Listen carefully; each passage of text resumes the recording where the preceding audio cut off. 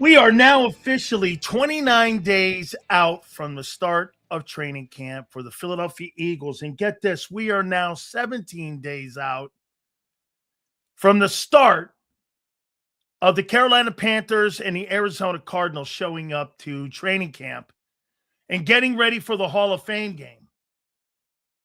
I mean, we're here, and I've never seen so much great sports going on. You know, in between that gap, between the World Cup, what's going on, what we're seeing with these pennant races in the American League is just so bad. You're looking at the Phillies now, ever since Don Mattingly has taken over the reins. The Phillies are like, what, 3 back of the Braves? Incredible. I mean, great stuff. World Cup has been awesome. And here we are with football news, and we appreciate you coming aboard.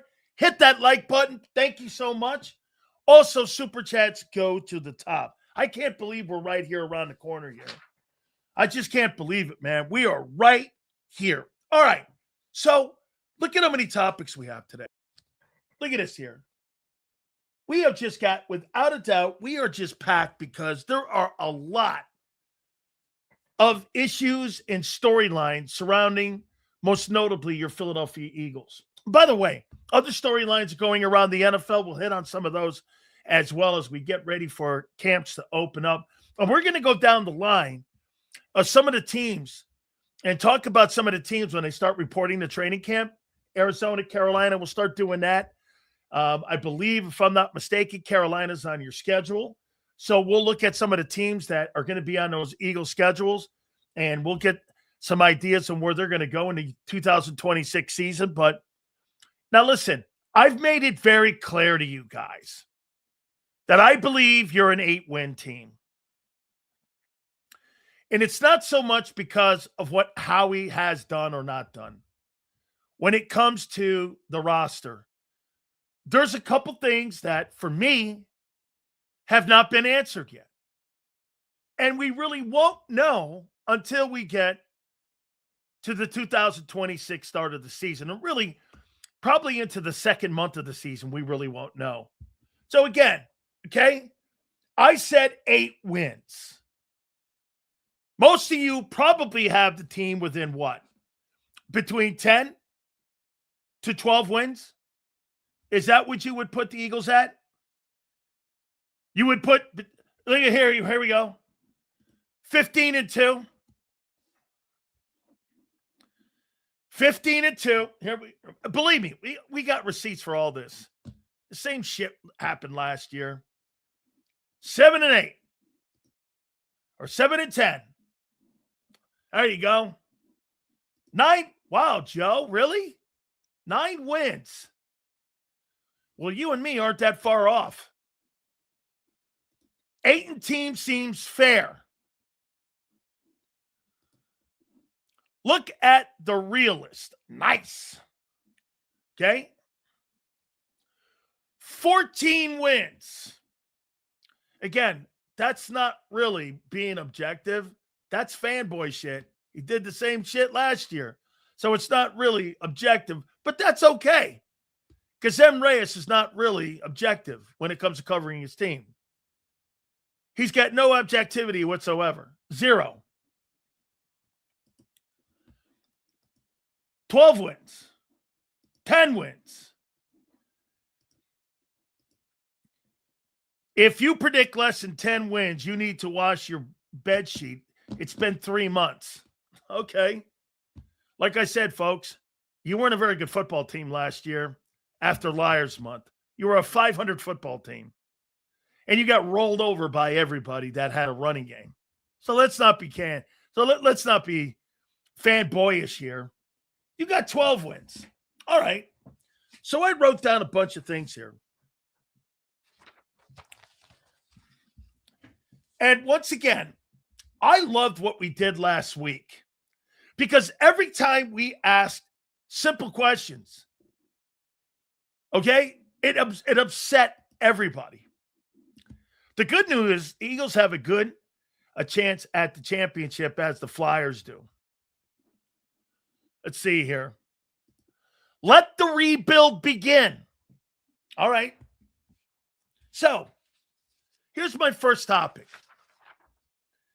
My biggest reasons I think the Eagles are an 8-win team this year. You know, I really haven't explained myself why I'm picking them to be an 8-win team. Well, I'm going to tell you why. Why they're 8 wins. Okay. Let's start it off. And let's see if you can dispute them. Okay? If you can, love it. Here's number one. Is Sean Mannion better than Kevin Patullo? Is he better than Kevin Patullo? As the offensive coordinator of your football team, is he better? Is Sean Mannion better than Kevin Patullo?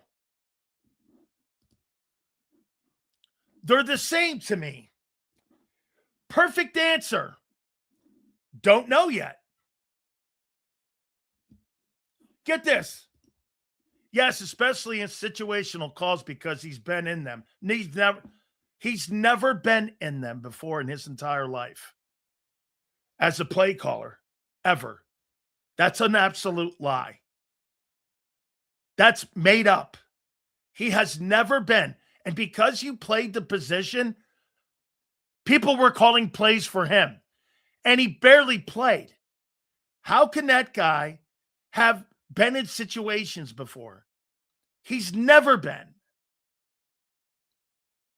Is Sean Mannion better than Kevin Patullo? This is completely irrelevant. Completely irrelevant. Trey, you can't. Let's see here. Oh, not this guy again. He's got a new name, so we got to watch out here now. Let's see. What is it? Okay, we got a new name. Different route concept, same offense. Correct. Okay, so the first question I ask, you can't answer. Is Sean Mannion better than Kevin Patullo? Is this fair to say? You won't know this answer until what? Until when? Let's see. And I'll even add that in.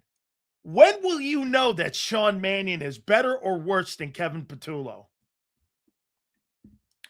Hell, man, to be determined, okay? By week 5. Okay? So the first question we ask you, okay? Get this. Even this dummy, literally no one knows yet. So the first question you ask is that I ask you about your offensive coordinator, if he's better than Kevin Patullo, and let's just write that down over here on a clean piece of paper. You don't know yet. I don't know if my offensive coordinator is going to be good or not. Let me ask the other side of this. Do you know if Vic Fangio is going to be good or not? Yes or no? On June 29th, do you know if Vic Fangio is a good DC or not? Yes or no? You already know Vic Fangio is a good DC, right? Oh, wait a minute. Look at this. Oh, here we go. You're asking questions that cannot be answered, you moron. Okay, moron. Is Vic Fangio a good fucking DC on June 29th? Yes or no? Yes or no? That's a question you can answer. Okay, here again. No one knew Vic would be good. Okay, so your training wheels. You got a training wheel coordinator going in because, as this douchebag says, no one knows. Good job. He answered my topic question. No one knows that Sean Mannion on June 29th is a good OC or not. One of my reasons that I picked you for 8 wins this year. You have no idea heading into training camp if he's an upgrade or not to Kevin Patullo. You have no idea.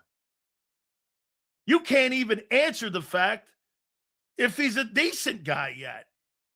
And you know what? He may be. Okay? That dude right there just confirmed it. He's right. You can't answer it. I can answer Vic Fangio on June 29th is a good coordinator.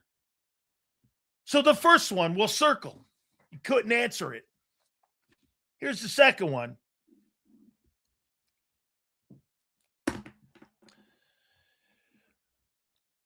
Landon Dickerson and Cam Jurgens. Will they come back to form? How many people believe that Cam Jurgens will come back to form? To the 2024 offensive line form. Do you believe they get back to being the players they were in 2024? Again, reasons that I believe you're going with 8 wins this year. I don't believe they're getting back to 2024 form. I think they're going to be better. But after 14 surgeries on Landon Dickerson, his best days are behind him. His best days. Now, Jurgens, maybe even a little bit better, and he gets closer to what he looked like in 24.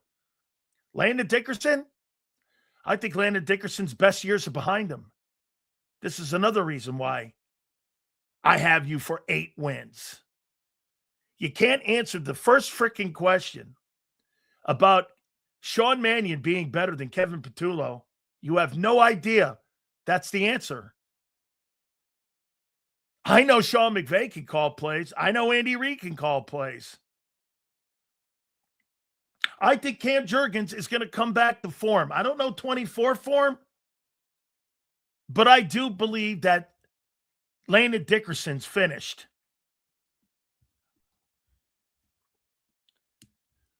Here's another question. Is the tush push gone?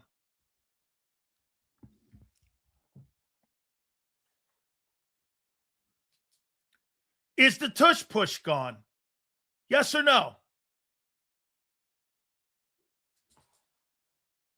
Steve says no.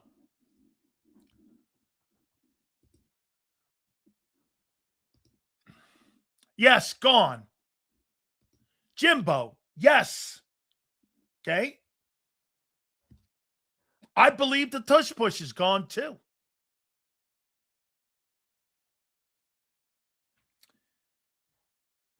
Here's another reason why I believe you'll win 8 games this year and not have the year you think. I don't believe Barkley's going to be explosive. I don't believe that Saquon Barkley is going to be the type of running back they're going to need to run this offense. Multiple throws to him, being a blocker, which he's not very good at. How can a guy play on third down when he can't pass protect? He's one of the worst blocking running backs in pro football. I mean, how do you put a guy on third down who can't block? Have you seen him block on third down? He's one of the worst running backs to block on third down. And you're going to put him in on third down to block in this new pass offense? Is that what you're really doing? Good luck, man. That's another reason I think you're going to struggle this year. All right. Here's another one.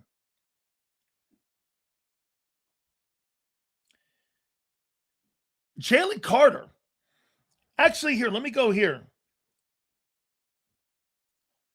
If the Eagles can't run the ball this coming season, and you can't run the ball, all of this is over, including the quarterback. It's over. The key to your success in 2026 is the running of the football. And if you can't run the ball and you're not one of the better running teams, it's over. Simple as that.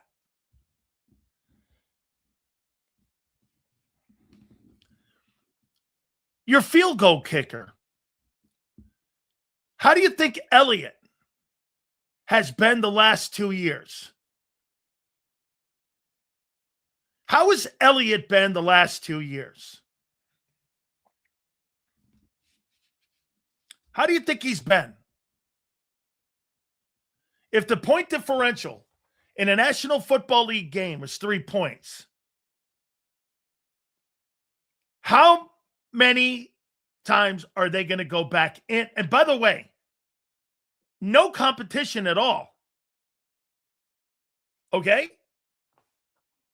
I think I don't know how you don't have competition and not thinking of removing that guy.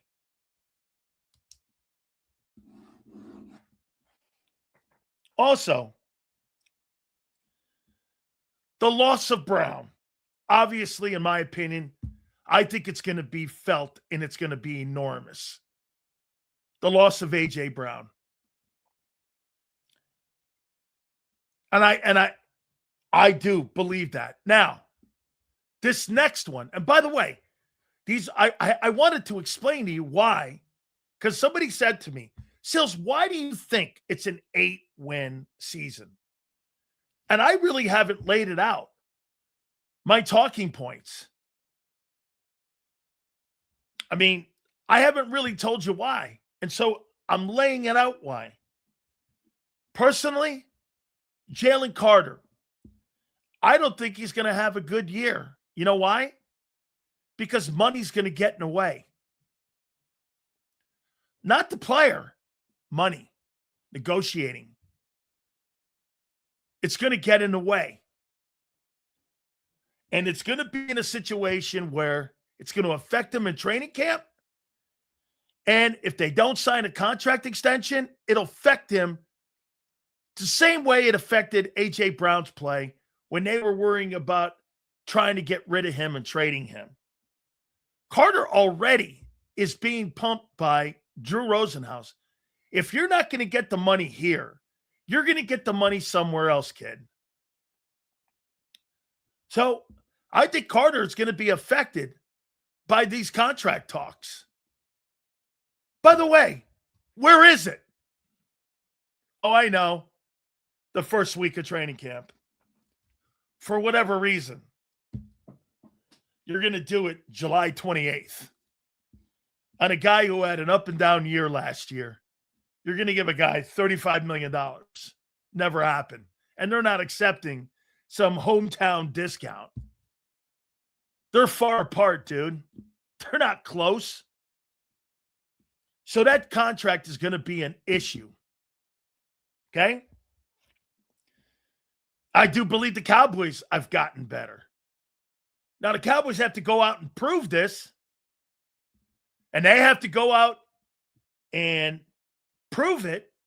But I think they got better. So I'm laying out to you some of the reasons that I think you're going to win only 8 games. You couldn't even answer the first question. Is Sean Mannion better than Kevin Patullo? No, Sills. And you know what some people in here said? You know you can't answer that. I know that, and neither can you. And we won't know. But on June 29th, you have no idea who your coordinator is. You're only assuming who he is. There's no line of proof. There's no play calling. He's never put a playbook together. And like some people in here are saying, to be determined, at least on June 29th. I know Vic Fangio is a special coordinator and a great play caller and knows what he's doing. Sean Mannion, you guys are right. I have no idea.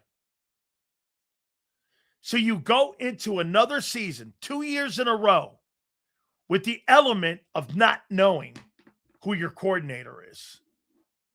I mean, make that make sense. Sills, all those questions are true. If they all break against us, we will draft in the top 10. The scheme change took reliability strengths and turned them into weaknesses, or at least major issues. Yes, major questions. Bob, Bob, get this. You ready for this? I'm going to go with what Joe Krause said last week. If they ran it back and did what they did a year ago, they'd win 11 games. They've taken the margin of error, Bob, away this year. And I think it's going to hurt them. Dude, I don't have really a problem with the defense at all. I don't have a problem with the defense at all. But when it comes to, their offense, there's massive questions. All right. One other thing. Hurts and Mannion fitting together. You can't have two more different people in mentality and how you approach the game. One guy is more of a RPO guy, and the other guy's more of a drop back quarterback. Same thing. Hey, am I right when I say this, Bob? Bob, it almost looks exactly like you hired Kellen Moore 2.0 without the experience. Kellen Moore was from a pass offense. He wasn't from an RPO offense. He was from a pass offense.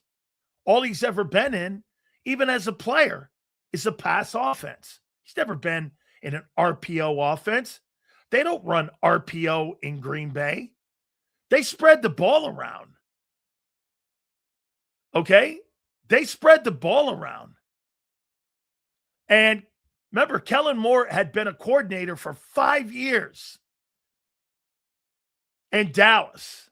And as a pass coordinator, he had the number one offense twice as an offensive coordinator. When he got here, he was a play caller already. Would you prefer an experienced, mediocre play caller or an unknown commodity that has your favorite word, potential? I'd rather have an experienced play caller. You know who makes play callers great? Talent. Having a guy that's never been in a situational play calling situation, that's never called a play, who wants that? Seal's correct. The only thing that could work is game prep because Mannion is suited up. And like I said,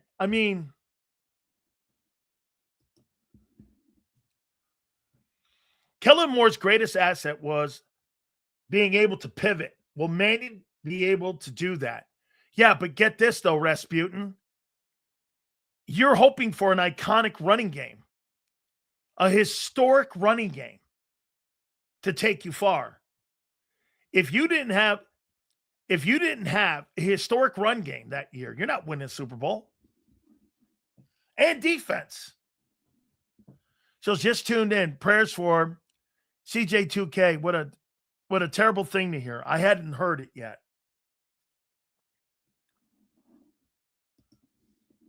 Put in here what happened. Sills, I agree on your take on Mannion as far as the uncertainty. You have to think going against the mind of Vic in camp will make him and help him and school him. Didn't Bill Walsh have growing pains? Yeah, but Bill Walsh had growing pains when he was in Cincinnati and was a play caller with the Bengals with Paul Brown. And those guys were working, and he was at the Bengals before he got to the 49ers. Oh, Chris Jones. Yeah, that's terrible. Terrible to hear. Great player. Saw him come out of Memphis. Really a great player. Kudos to the Texans/Oilers for picking up the bill, too. And they're 1,000% behind Chris and anything he needs. I saw the family has come out totally and are in support of him, and they're going to help him in any way possible. Patillo may have been inexperienced, but he watched what worked and didn't with Hurts. Mannion is going in blind. Correct. Yes. So again, just to read them down one more time here. I didn't explain to you why I thought the Eagles would win 8 games this year. Is Mannion better than Kevin Patillo? As you guys said, and you answered it actually for the first time as fair as you can. I don't know, Sales. So you have no idea on June 29th if he's good or not. And nor do I. I don't know. Hurts and Mannion, I mean, how are these two going to sync up? And also this, what happens when they struggle? What's that line of communication going to be like? Because they're going to go through bumps and bruises together. Landon Dickerson and Juergens, are they going to come back to health? I don't think Landon Dickerson ever will be healthy again. Cam Juergens, I'm thinking he may. He's younger. Landon Dickerson, I don't believe that. I think his best years are behind him. Let me add it up. I want to be good in context. How many surgeries has Landon Dickerson had?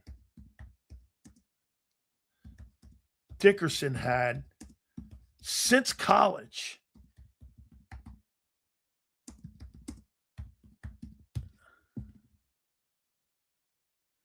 So Landon Dickerson has had and undergone 13 surgeries from his college to professional career. His extensive medical history spans ACLs, ankle operations, right knee meniscus procedures. In college in Alabama, underwent 2 ACL reconstructions and 16 at FSU and 20 at Alabama, and has had multiple ankle surgeries in both the college and pro level. With the Eagles, battled through various injuries, including hand injury, foot issues, and most recently underwent a meniscus procedure in August of 25 that removed half of it.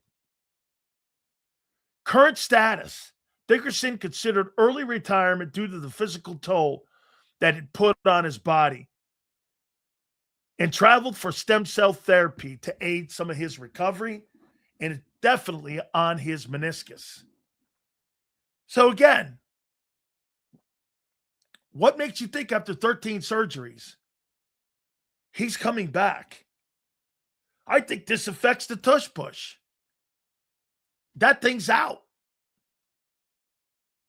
Barkley. Is Barkley going to be explosive this year at 29? Another question. The loss of Brown will be felt enormous. Again, these are the things that I wanted you guys to know why I'm saying 8 wins. Now look, Sean Mannion might turn out to be the next Bill Walsh. Hurts and Mannion will have a great relationship. Not that he's ever had a great relationship with any offensive coach, but Dickerson and Juergens look like 24. The tush push is back to being a dominant part of the offense. Barkley is explosive. Hey, you know what's funny? If all of these things hit, you win the Super Bowl. And if they don't, you're 8 wins. Here, if Mannion is better than Kevin Patullo,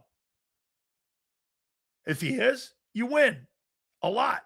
If he's not, you're going to struggle a lot. This is why I'm telling you, the margin of error, Bob, the margin of error is gone. There's no gray area. You're either going to be good or you're going to be bad. You're not going to be 11 wins and be kind of an okay team like you were a year ago. You won 11 games, but you were more like a 500 football team.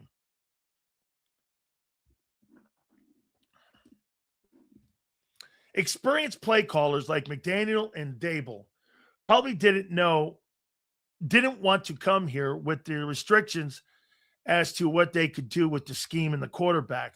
I think the Eagles had to go inexperienced. 2 years in a row, for sure. Sills, we need Barkley to be consistent. I would gladly give up some of his explosive plays if it means getting him involved in screen and intermediate passing game.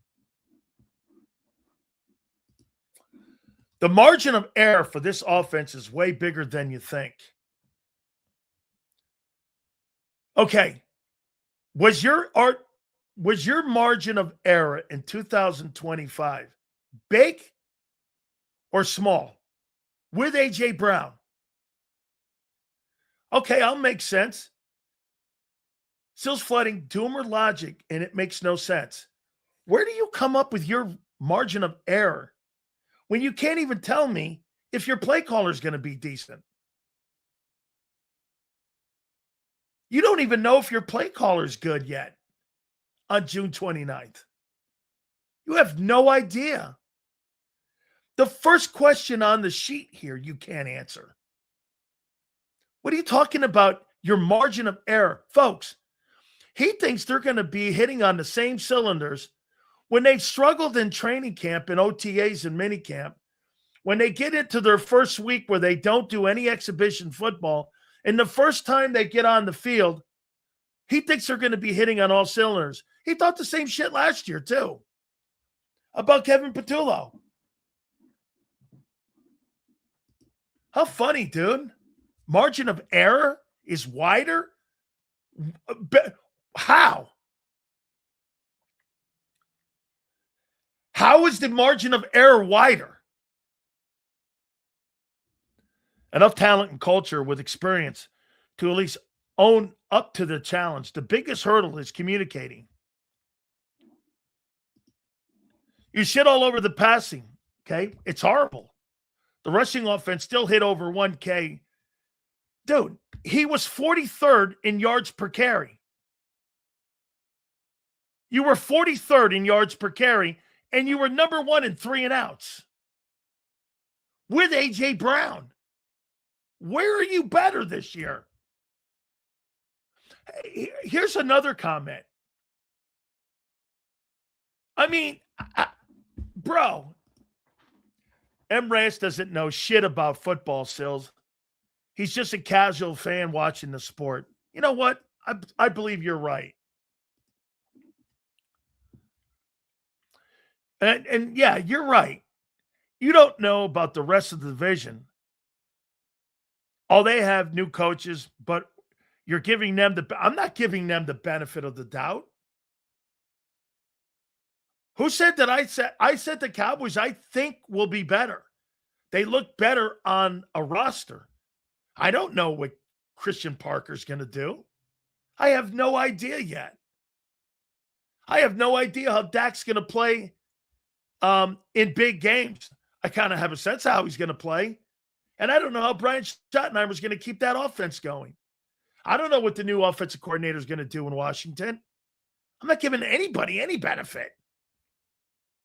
All those teams are under 500, though.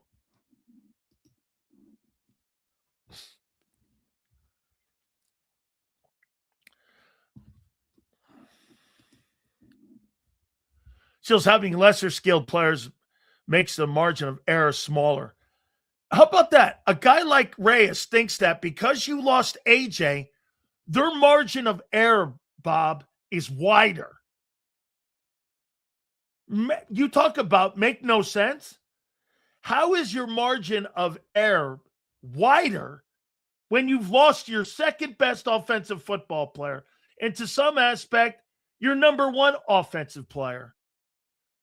How in God's name does it make you have a wider window and a larger margin of error without AJ? He says there's a wider, because why? You drafted Mekhi Lemon? Bro. Sills, it makes believe, Sills. We're just keeping it real. This season is going to be a huge challenge on the shoulders of Hurts. This season is on the run game and offensive line. Completely true. So if you don't know what they're going to do in the division, how do you know what the Eagles are going to do? Make no sense. So if I don't know what the rest of the division is going to look like, and I say I think the Cowboys got better, but they have to go out and prove it. And they have to show when they can win games. And I just explained to you why I think you're going to win 8 games. What are you not following along, kid? I mean, I can't lay it out any straighter for you. I don't know what the other teams in the division are going to do. And if you don't know what your football team is going to do, what kind of contender are you? You don't know either. I know your defense is going to be pretty good. Your offense? I don't think your offense. Hey, get this. How many people believe that the offense is going to be better than last year? And you'll be better.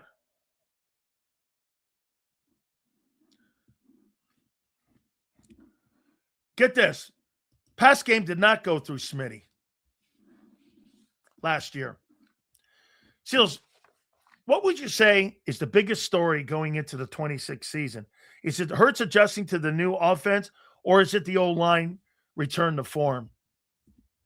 They're both really good, and they're both in there, but it's clearly, in my opinion, how Jalen Hurts adapts to this new offense.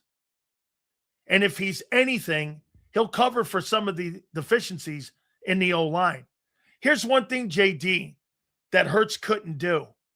He couldn't cover for a bad O-line. Joe Burrow does. Joe Burrow's got the 30th worst offensive line, and they still win 9 games a year. He's got the worst offense and defense in pro football, worst O-line and worst defense, and they still win games. Okay? They still win games. In sorry-ass Cincinnati. So, I mean, let's see here. Let me see something. So, where did I see that? The offense will be better. Passing game will go through Smitty without AJ crying and complaining. Just to show you how wrong this guy was too. The number of targets that were sent to AJ was number 1 on targets and missed games and still was number 1. The passing game went through him. And it'll be better because RC3 says so. Sills, I've been watching football for 50 years since I was 10. I try and think logically. And that is new. It is going to take some time to perfect like the offense. Can the D win us 2? If so, 10. Maybe. Okay? Sills calls out Landon and Cam for being broken, but Burrow gets the credit for a broken O-line and no playoffs. Hang on for a second. Landon Dickerson is finished. Joe Burrow plays behind the worst O-line in football. Hurts plays behind the best O-line in football. Last year, they were still ranked 7th.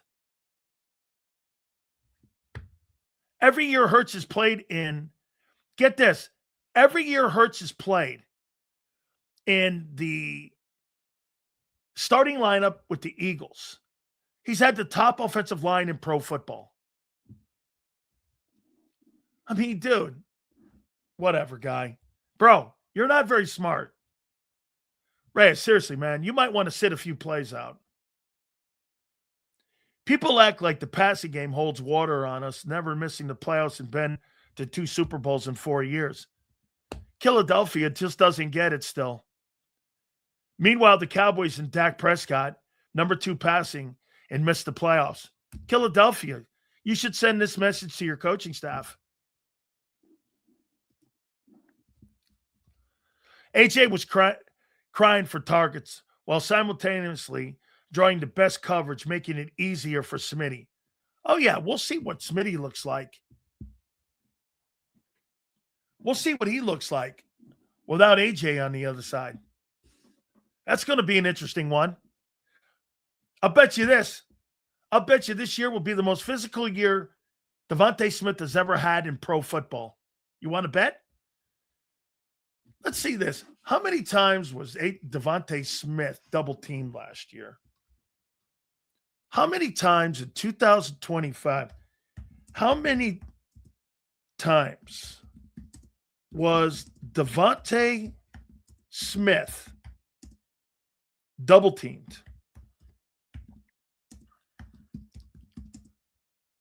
In NFL games in 2025.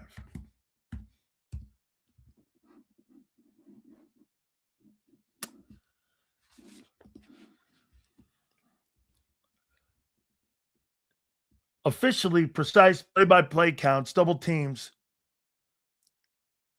How you monitor realize that in 17 games, he was double teamed 3 times last year. 3 times he was double teamed. 3 times. Well, now guess what? Now he's going to be doubled every time when he gets off the line of scrimmage. The rest of those receivers that the Eagles have don't frighten anybody.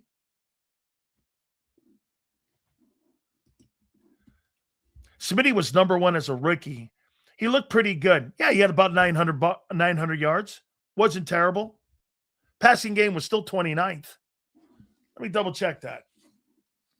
What was the Eagles' passing game in 2029? I think they were 29th or 30th. That's why they went and got AJ the next year.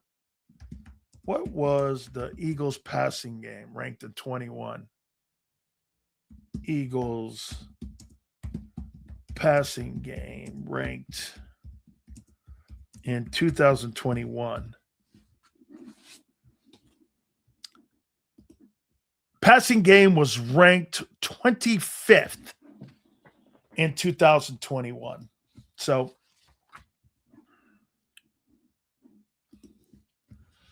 Hurts has never had a losing record or missed the playoffs. The bar is high in Philly because he put it there. So are you giving that same context to C.J. Stroud? C.J. Stroud's first 2 years in the NFL, he's actually started and never missed the playoffs. And going into his 3rd year, if he makes a conference championship or a Super Bowl and gets to the AFC, he's never missed the playoffs either. C.J. Stroud actually started his first year. Hurts didn't. He was on the bench behind Wentz. And this guy won the Rookie of the Year award. Okay? Well, I'm just going by the amount of years as a starter. Hurts is 2 years in, his first year starting. Okay? His first year playing, he didn't even start until later in the year. His second year, he went 9-8. I mean, he's gone to the playoffs 2 years in a row. Jalen Hurts' his first 2 years. His first year, he was on the bench. Then he played. Then he started in 21. He got to the Eagles in 20. People forget that.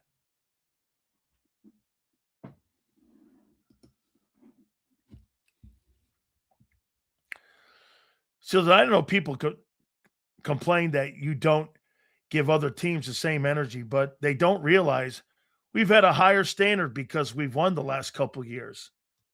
That's right, dude.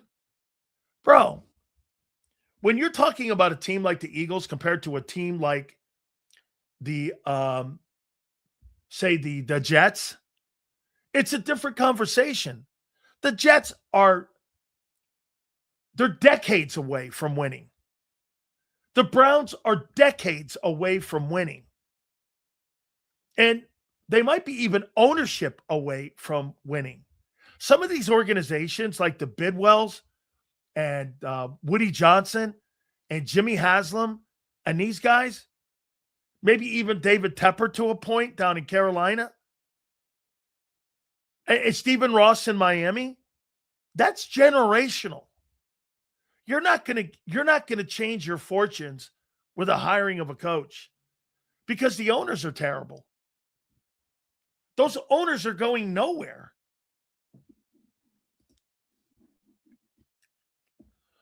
Seals, Stroud was a first-round pick with franchise quarterback expectations. Hurts was not that guy.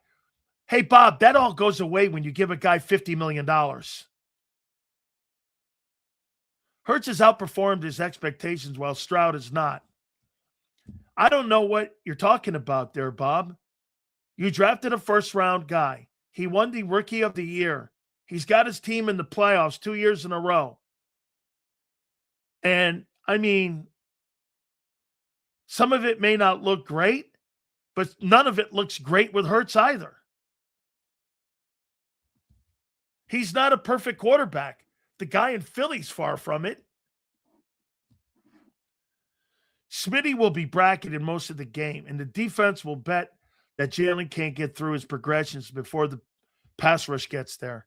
It's what they did last year, DFW, and that's why the offense struggled. Look at Drake. He made the playoff in year 2. He only played in 7 full games in 24 with the worst O-line, worst wide receiver room, and worst head coach. I don't think Drake May's has the worst head coach. I think he's got a great one, actually. So how did the Eagles' great front office miss that they have a year 1 play caller, a wide receiver 2 as a 1, in a scheme the quarterback can't run, but you caught it?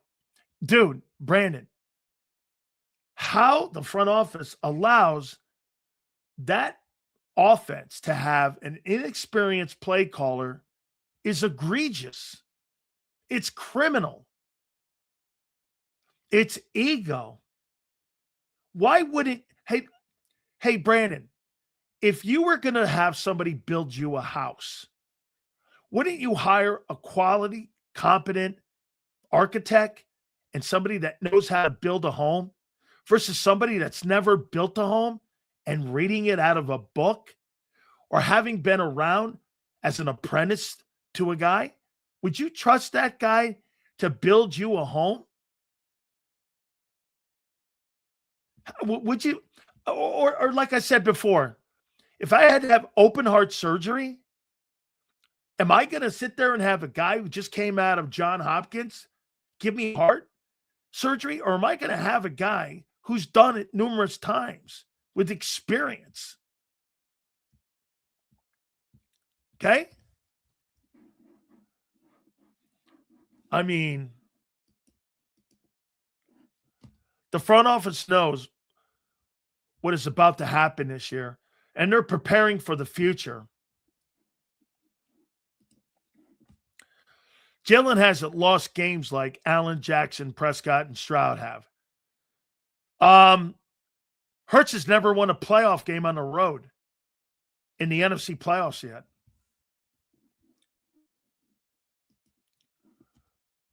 I want an expert for sure. Right. I mean, dude, look at Reyes make excuses for a guy who's never done anything before. That's a dumb take. What did they call the person who graduated first in a medical school a doctor? Bro, so this guy would rather have a guy who's never done a heart surgery on you before do open heart surgery on you versus a guy who's done it numerous times.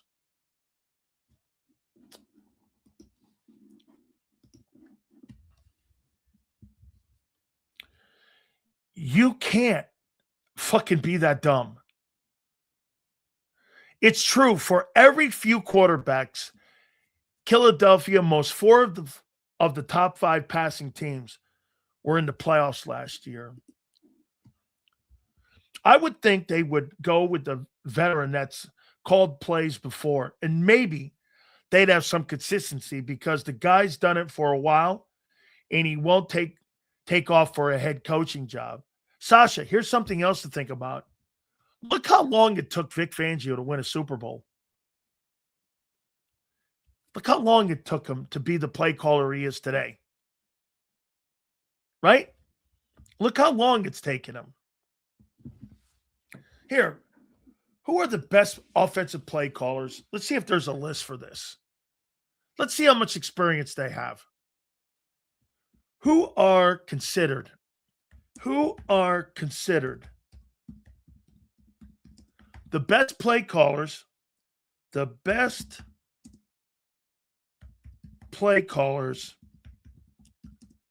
in the NFL 2026. See what they say. Okay. So here's the list. Sean McVay. Well, Sean McVay's been a play caller. He was the OC in Washington, and he's been the head coach in Los Angeles for 10 years. So for about 13 years, Sean McVay's been a play caller. How many years has Kyle Shanahan been a play caller? He's considered number 2. Let's see here. Kyle Shanahan, how many years has he been calling plays in the NFL? Kyle Shanahan. Let's see here. How many years has he been calling plays? So he was the offensive coordinator in Washington from 2010. He was the offensive coordinator, in Houston from 2008. So from 2008 until 2026. See what that is, how many years he's been calling plays. Kyle Shanahan. 2008 to 2026. So for 18 years, Kyle Shanahan has called plays. Who's number 3? That'd be Andy Reid. So how many years has Andy Reid been calling plays? Let's see here. Andy Reid. How many years has Andy been calling plays in the NFL? I'll just do 3. I won't do them all. Andy Reid. Actually, I'll do 2 more because they're younger. They're even younger than these guys. So how many years has Andy Reid been calling plays? Let's see. O-line, quarterback coach. Okay, head coach from 1999 until 2026. He's been calling plays. So from 1999 to 2026, Andy's been calling plays for 27 years. So let's do some of the younger guys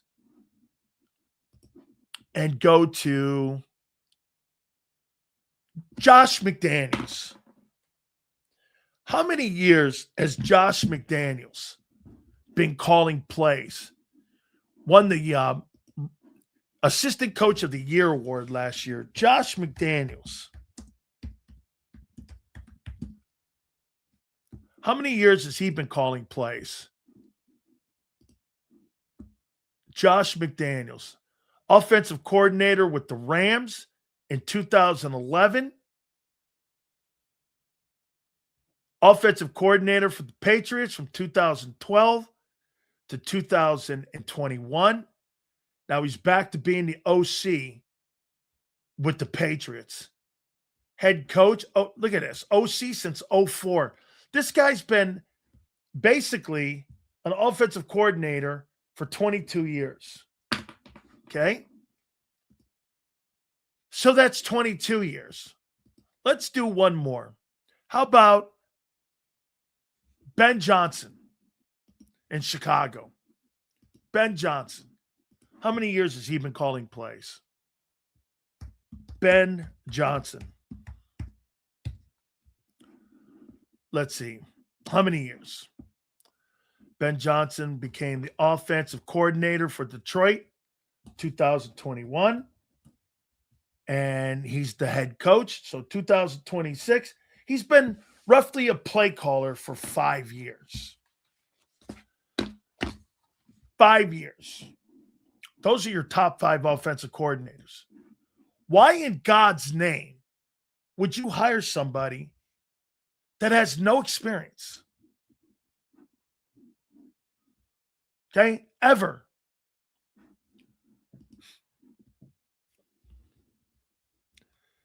I'm a dingus. Why the fuck would any want any of these guys where you know for a fact any success means a head coaching job for them next season? You're just feeding into the O-line, OC mitigations. I have no idea what he's talking about. Why the fuck would we want any of those guys where you know for a fact any success means a head coaching job for them next season? You're just feeding into the OC mitigations?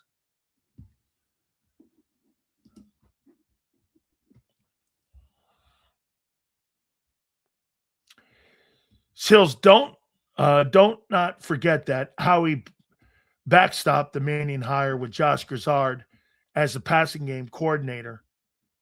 He has situational awareness and play calling. He does.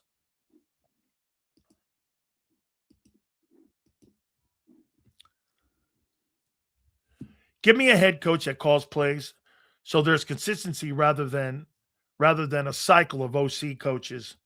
Maybe it would stop the revolving door, and maybe it would help the quarterback. It would totally help the quarterback. Mitigations.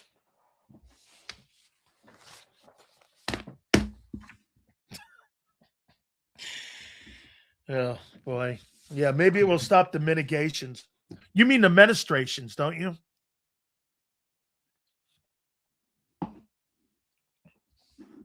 Okay, let's move on to another topic. Okay. M. Reyes, nobody's hiring Josh McDaniels for a head coach. He'll be in New England for the next 10 years. Amen. Amen. And for the record, get this, Matthew. What they do is they tie in the fact that he wasn't a very good head coach. Okay? And so that means he sucks as a coach. That he stinks. That's not true.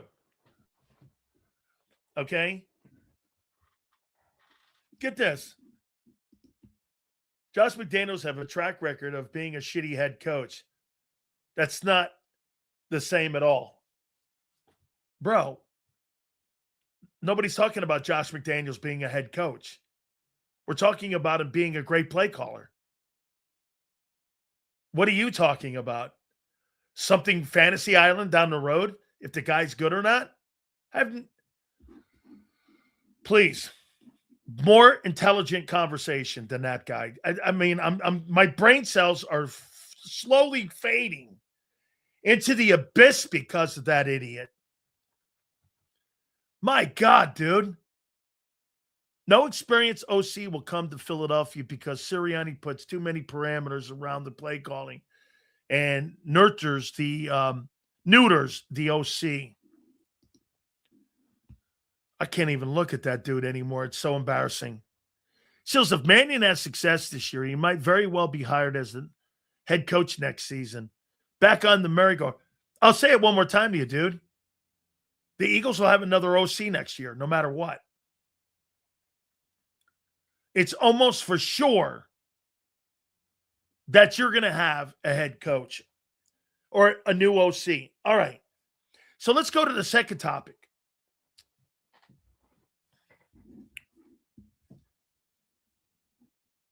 If Jalen struggles with Mannion's offense in 26, will it cost Sirianni his job at the end of the year?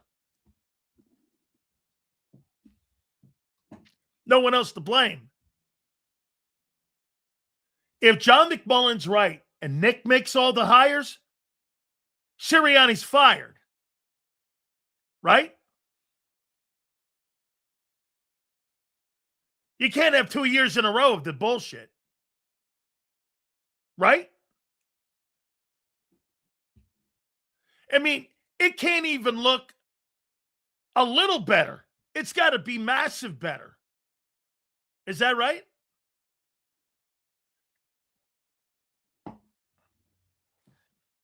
You can't go 2 years in a row down the same path, turn around and look at your owner and GM and go, this is my call. Why would you keep the coach? Do you agree? Nick put his ass on the line. Here, I want to show you again incompetence. Sirianni isn't on the hot seat like that. Not after one unsuccessful season. What the fuck? I just said to you, if they have another bad year on offense and Hurts struggles, it won't cost you his job because he made the same shitty hire? Bro, you can't make that stuff up with eagle glazing. Who is the fault then? Are you firing Jalen? Or are you firing Nick? If Hurts struggles in 2026, will it cost Sirianni his job? Yes or no? Man, I ask you one question about Mannion being better than Kevin Patullo. You can't answer that. Now I'm asking you, if Hurts struggles for a second year in a row with a first-year play caller, and that is Nick's hire, according to John McMullen, does it not cost Sirianni his job? Yes or no? JD, 2 years in a row, Nick would have brought in an OC with no experience for Jalen Hurts. And if they don't pick it up, that's not on Nick. You wasted another Super Bowl window year. Brian Johnson, KP, and Sean Mannion. How does that not cost you your job? And I would look at it like this, guys. Your roster, Joe Krause says it, your roster is good enough to win. The coach and his hiring of coordinators is killing the Super Bowl window. But some of you don't see that. Some of you don't want to see that.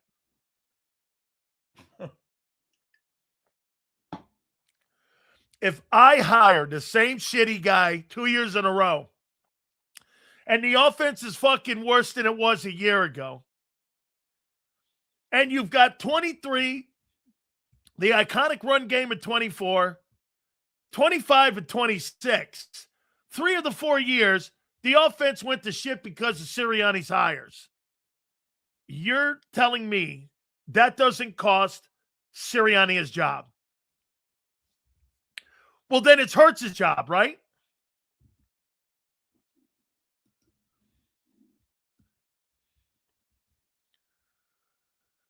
In any other city, when a head coach keeps changing out the coordinators and doesn't have success, it's the head coach who's fired next. Let's see, I saw something in here that was interesting to me. Let's see here.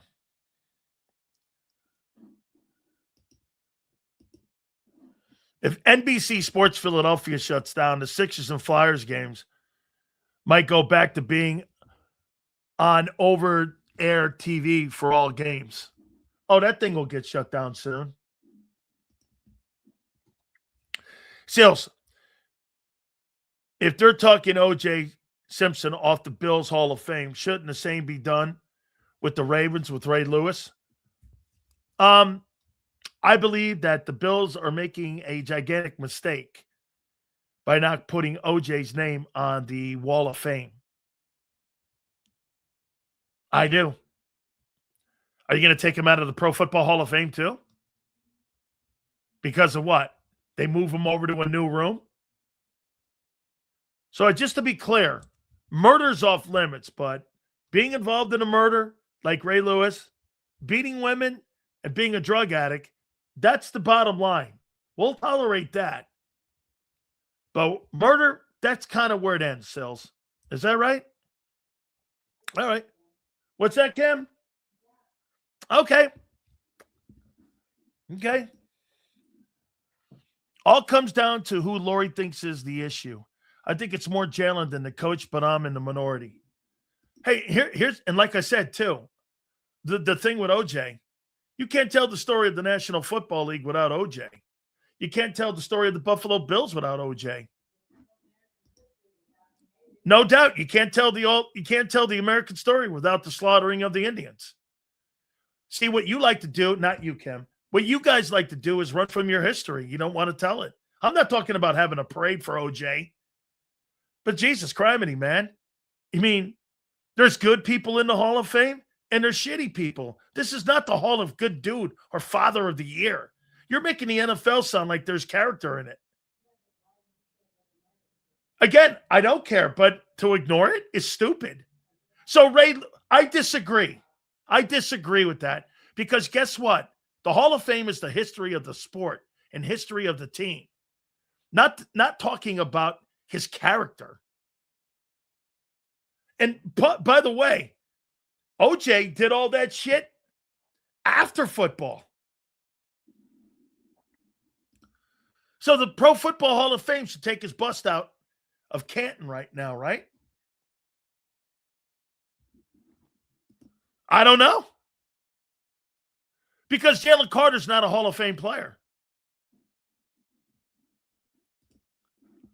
So it's total BS. The Bills don't have issues still selling. Here's another one. You go to any Buffalo Bills game, they still sell OJ jerseys there. They still sell OJ memorabilia at the Buffalo games. If you want to get a throwback jersey of OJ, you can have it. I see OJ jerseys at Buffalo games. They don't have a problem selling them jerseys. I mean, that's like the live golfers.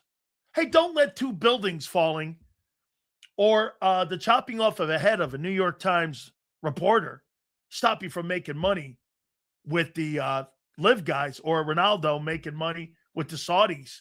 Don't ever let that stop. Or the United States. Don't be hypocrites, man.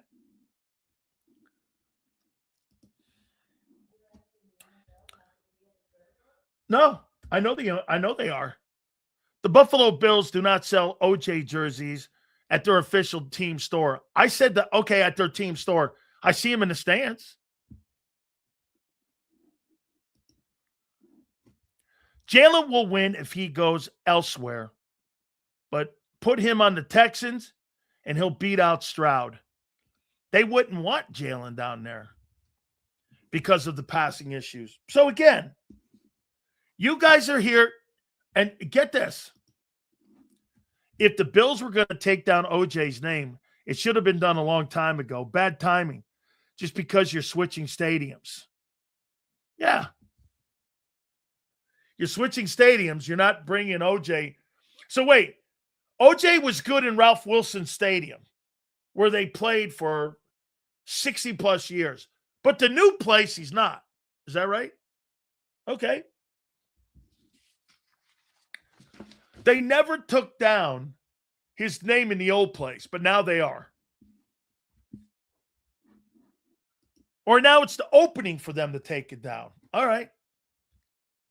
Dude, if you were going to do something when OJ got convicted at the beginning, you should have took his name off of everything you had in the Bills organization. They never did.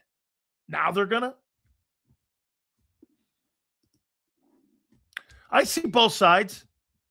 I'm not saying I don't. You don't want to celebrate a scumbag like that. But you can't tell the story of your football team without that guy. He's the greatest player in the history of the Bills. Nobody better than OJ. OJ will go down as one of the top 10 players that's ever played. Joe Paterno will go down as one of the greatest coaches of all time. No getting around it. But what you don't like to do is you don't like to tell the full story of anything. You want to cancel people out. You want to cancel some story, or you want to take and shade out Kobe Bryant's rape case. So let me get this right. The Los Angeles Lakers have a statue of Kobe Bryant out front of the arena. And he was involved in a rape case that they settled civilly. And the same media that covers Kobe now refuses to bring that up. I mean, that's part of the story, Eagle, Colorado, isn't it? Two things can be true at once? Yeah. Okay? Get this. Why do I always go to the rape stuff? Because it's part of his story. I'm talking about Kobe with a statue up front of the stadium where the Lakers play. Oh, what? Is that an uncomfortable story for you, kid? Lawrence Taylor being a drug addict and all of his issues off the field. Yeah. Oh, hey, don't tell the truth on anything. On who people are. Shit. I like how people erase some folks, but not the others.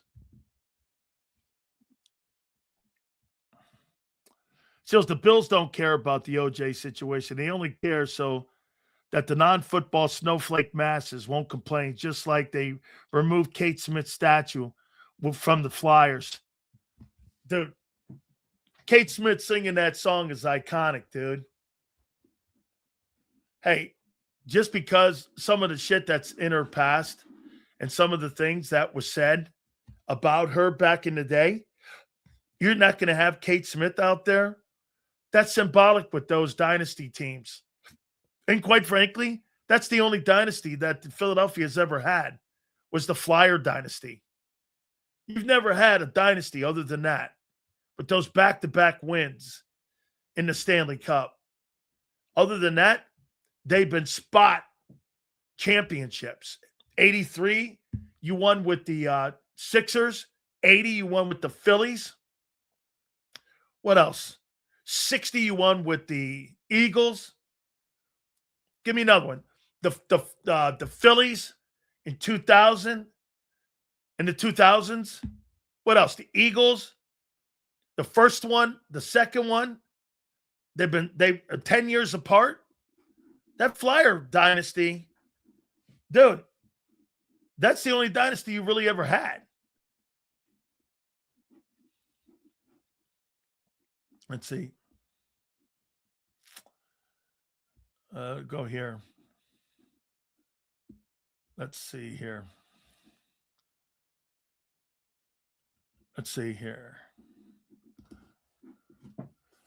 Oh, so now you admit it's the coordinators causing these off years. But when you want to talk out of your ass, it's all Hurts. What a loser you are. Jay, I never said it wasn't part of the problem on developing the kid. I never said it wasn't. I also said that when you put first-year play callers around a guy, dude, whatever guy, make another guy making bullshit up.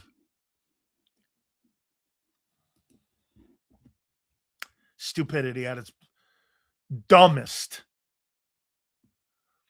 We all know that chick wanted money and to destroy his legacy. Bro, he settled. He paid her and he lost the civil case. Or he settled on the civil case for an undisclosed amount. If you're innocent, you don't settle.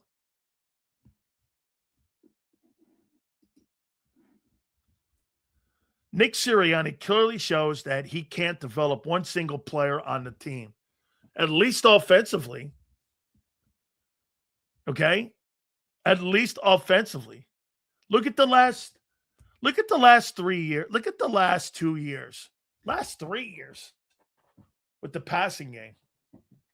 18th, 29th, 23. It's terrible. Okay? Terrible. Let's see here.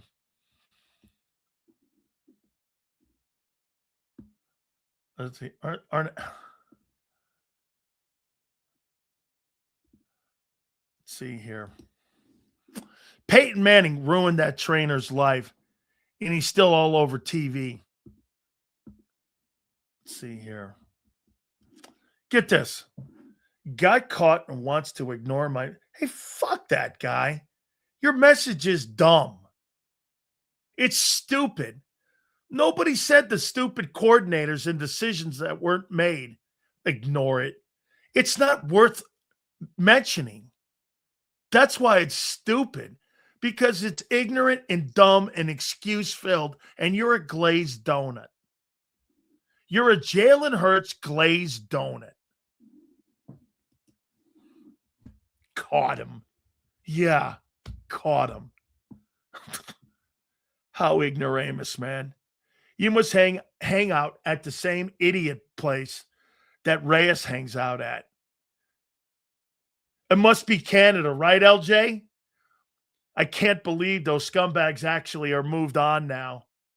And they're now moved on, and they won the first knockout round game.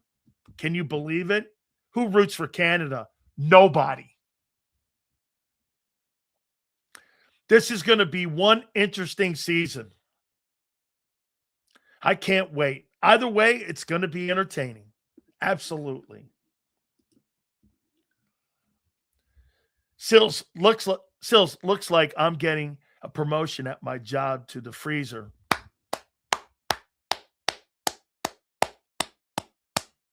Good job there, man. Appreciate it. Thanks for telling us, man. I don't care about a man's character. I care about what he does on the field. They're not supposed to be role models. They're athletes. Well, I wouldn't go that crazy, but at the end of the day, for me, you're not going to win championships with choir boys.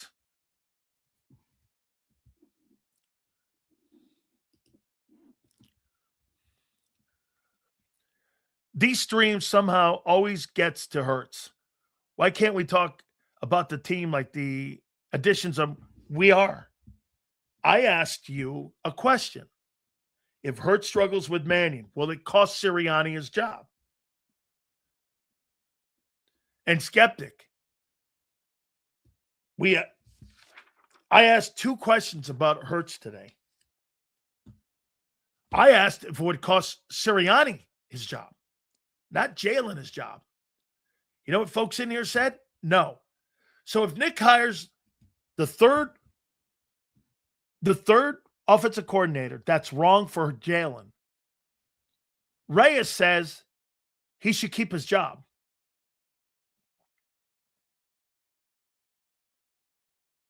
Get this.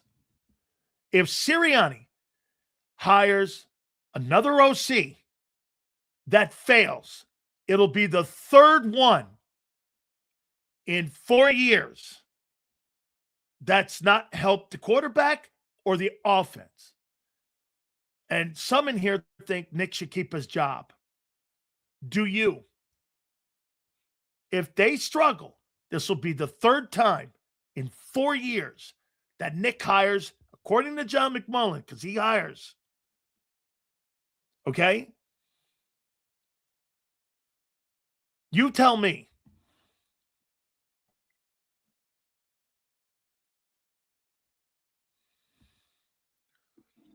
You tell me.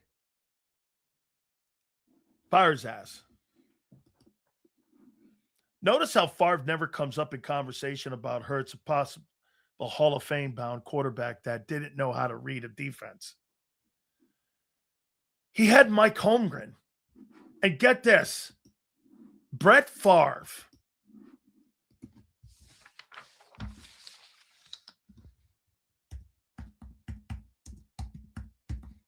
Brett Favre and Jalen Hurts. Brett Favre didn't know how to read an offense to the tune of 71,000 yards and 500 touchdowns. And you're talking Hurts and Favre? And he won almost 200 games. Counting the playoffs, he won 200 games.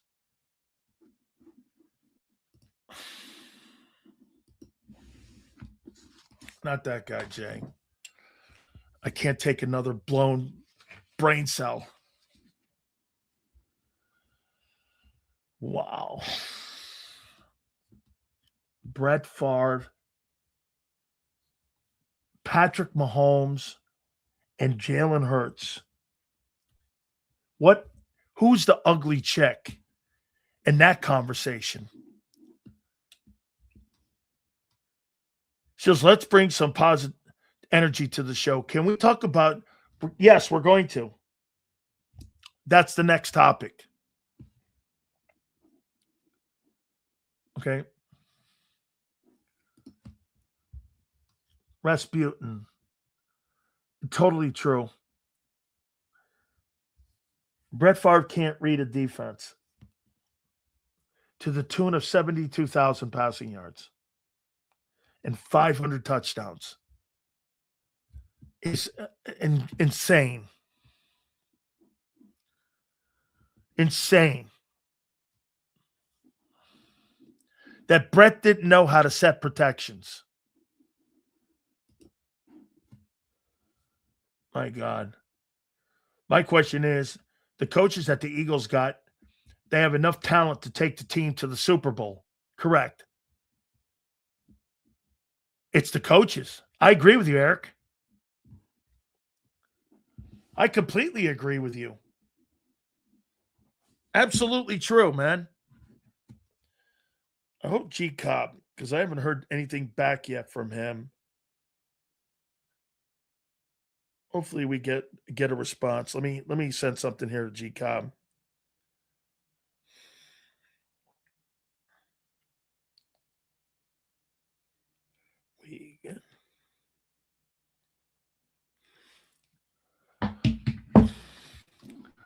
Let's see.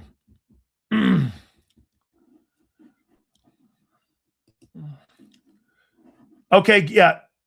Cobb is 4:30, correct. Good. Okay. He good. He texts you back? Good. Okay, Joe. I don't know if I agree that this is a Super Bowl team. I think the Super Bowl defense. Okay. No, I'll tell you what. We're going to find out this year about that. All right. So somebody brought up the Eagle defense. We are too. So you couldn't answer this. You couldn't answer a couple questions again, or you won't. I think it's more you won't. Like, you won't answer the question on if Mannion will be better than KP. And here's the other one you couldn't answer. If Hurts struggles with Mannion's offense, will Sirianni have his job cost him because he hired him for a second year in a row? He basically hired Kevin Patullo 2 years in a row. You can't answer that. Well, here's one. Will Vic Fangio's defense be the best unit in 2026 he has had in 3 years?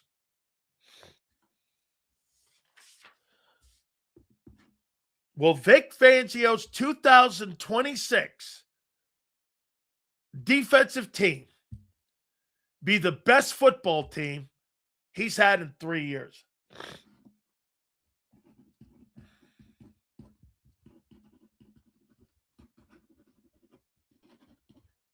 Okay. Possible. Yes. Will this coming season, will this be Vic Fangio's most talented by far?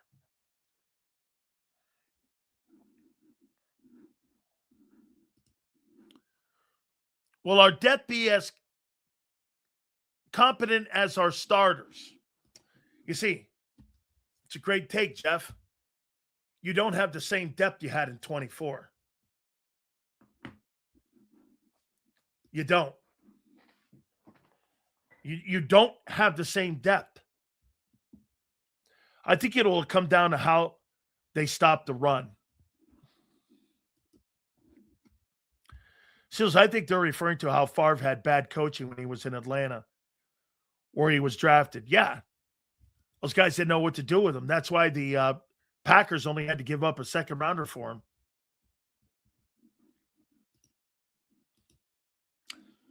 Like I've said before, the depth level that you had in 24 is superior to what you have now. And by the way, let's not forget something too, Nad. In 2022, you had Adama Sue. You had who's the other guy? Linville was on that team. Who else was the defensive pass rusher? You had Hargraves in there. You had Jordan Davis in there. You were deep in 22 and 24. And I don't really think you're deep right now. And Fletcher. That's right. That 22 team was deep. On your defensive tackle inside play, you were deep, dude. Fletcher Cox, Javon Hargrave, Linville Joseph, Adama Sue, Jordan Davis. Those were your backups and starters. That depth on that 22 team was utterly insane. Actually, I think the interior depth level that you had on that 22 team was actually better than what you had in the Super Bowl year. Right? I mean, they were insane. But I do think this. So here's where I'm going with Vic Fangio this year. It's going to be, again, all predicated on how well your run game comes along. If your run game is where it was a year ago, that means the passing game will never come around. And that means that your defense is going to be put in poor positions again. And you're going to be constantly in 3 and out. You know, that defense a year ago was probably a top set. JD, get this. That defense of the Eagles a year ago was probably a top 7 group. But the reason that they finished outside, they got worn down by that San Francisco game. They were last in 3 and outs. If the Eagles are down there again in 3 and outs, it's going to take an effect on the defense. You're not as deep. You're just not as deep. If you had some depth to your defense with some skilled guys and some veteran guys, you know, somebody in here a couple shows ago was saying, Sileo wants to have all pros 4 deep. Well, in 2022, let me get the depth chart of the 2022 Philadelphia Eagles. So let's take a look at what your depth was in 2022. The depth chart of the 2022 Philadelphia Eagles.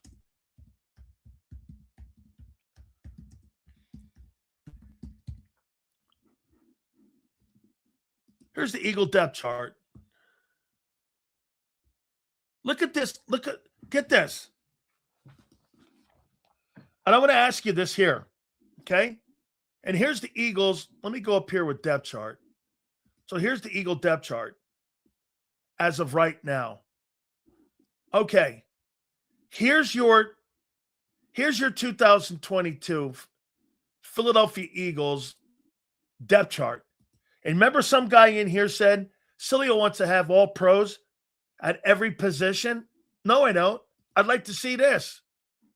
Here were your interior defensive linemen: Fletcher Cox, Linval Joseph, Javon Hargrave, Adama Sue, and Jordan Davis.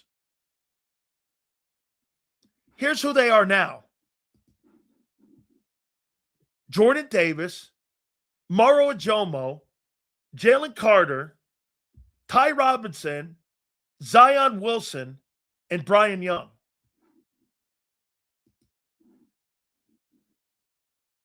Okay? And in 2022, once again, Fletcher Cox, Linval Joseph, Javon Hargrave, Adama Sue, Jordan Davis was your backup, and Milton Williams was your backup. Your second team defensive tackles and interior line was Milton Williams, Jordan Davis, and Adama Sue. And your starters were Fletcher Cox, Linval Joseph, and Javon Hargrave. You think you're better now and deeper now than you were in your Super Bowl 2022 year? And by the way, that's not all pro.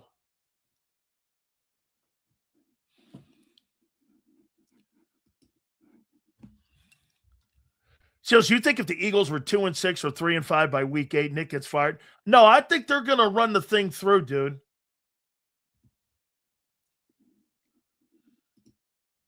Homie, that 2022, look at this too. Your 2022 linebacking core, these guys had almost 400 tackles. TJ Edwards had an insane season. Kaiser White, Nakobe Dean was your backup. That 22 defense had a shitload of depth on it. I mean, that was a well-constructed football team. Well-constructed.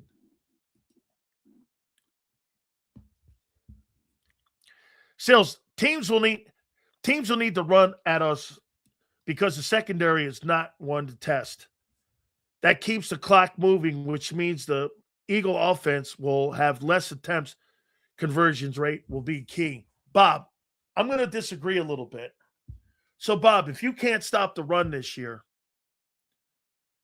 okay, and you can't stop the run, that means your secondary has to play tighter to the line of scrimmage, which means you're going to give up big play opportunities.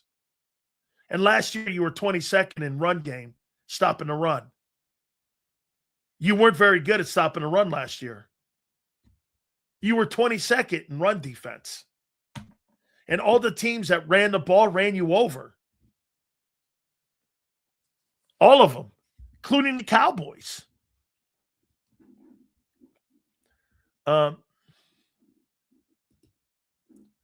teams are to rip you apart.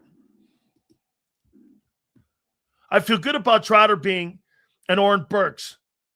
You know what, man? He's developing into a pretty good-looking football player by all accounts. Okay?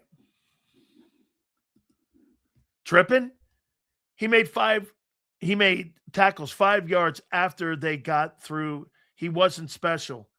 Who are you talking about, dude?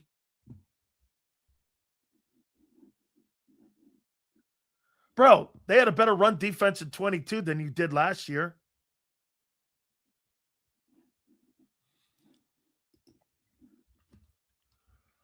So if you were GM and fired Nick Sirianni for the best 4-year stretch in Eagles history, who are you hiring to step into Nick's shoes?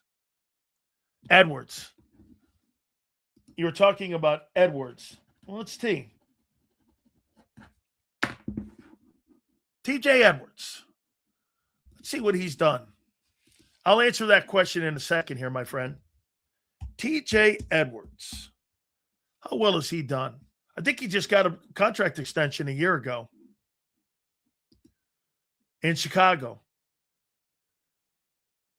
And TJ Edwards, let's see here. He got hurt last year. He missed 7 games. And so far, since he's been in Chicago, he's had 155 tackles, 129 tackles. Even playing only 10 games, he had 67 tackles. And he ended up getting a contract extension. I think TJ Edwards has turned out to be a hell of a football player. That guy's a hell of a player. I know this. I think he led the NFL in tackles, or second in tackles 2 years ago. I know, Twiz. They leave the Eagles, they all blow, don't they? AJ's going to blow too, right? He was never a factor, just a solid linebacker. Well, neither was Nakobe Dean. You fired him. He's no longer here. Guy never got a second contract. Guy was always hurt. He was a good player, but you didn't re-sign him. So what kind of player are you looking at? Every single time someone tells me that Nakobe Dean was a good player and he's not here anymore, it doesn't fit the narrative that you're trying to create. Thank you, my friends. Appreciate you, man. Just remember you. I remember you would always rip the linebackers in 22. No, in 23.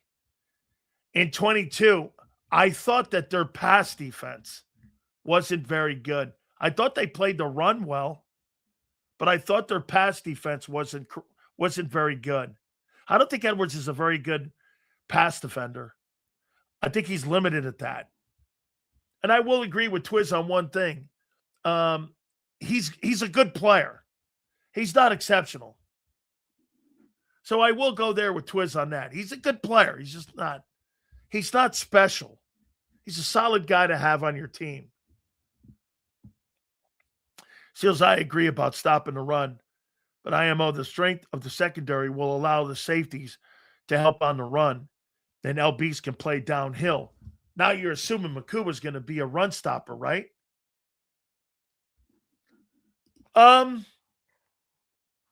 I thought he was a little more positive at his football camp at Oklahoma, but Baker Mayfield and the Bucs are pretty far apart. Baker Mayfield thinks he's closer to 60. The Bucs think he's closer to 50. So happy medium, somewhere in the middle. 55? I don't know. John. I don't know. Sills, what would you rather be, a good run stop or a pass defense?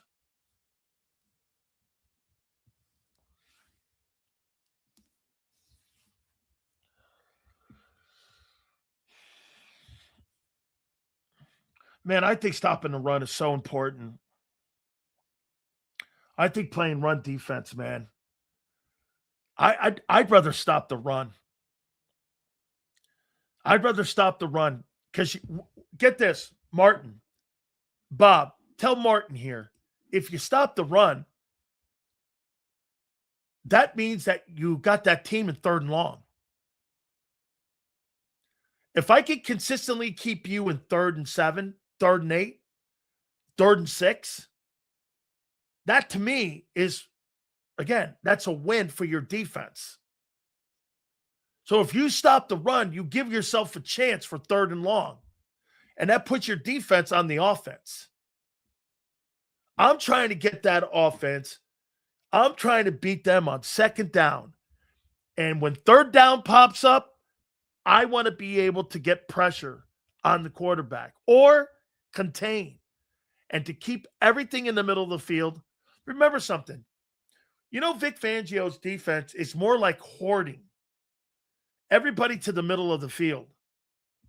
He's got exceptional tacklers at linebacker and in the secondary right now. I don't know what kind of tackler Woolen is yet. We have to see in space. So I don't know, but again, it's zone. When you're playing zone, would it shock me if Tariq Woolen turned out to be an all-pro or a Pro Bowl type player this year playing in zone instead of man coverage, it would not shock me.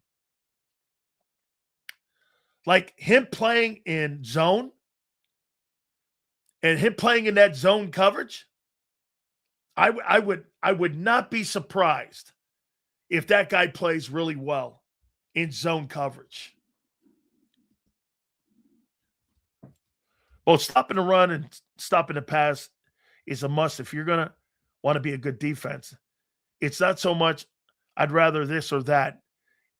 He asked me though, I think stopping the run though I'd have the priority of stopping the run because I'm putting you in 3rd and long. I mean, if I have the choice to go 1st and 2nd. Now here, I didn't answer the question yet. Do I think Vic is going to have the best defense in 3 years since he's been the coordinator this year?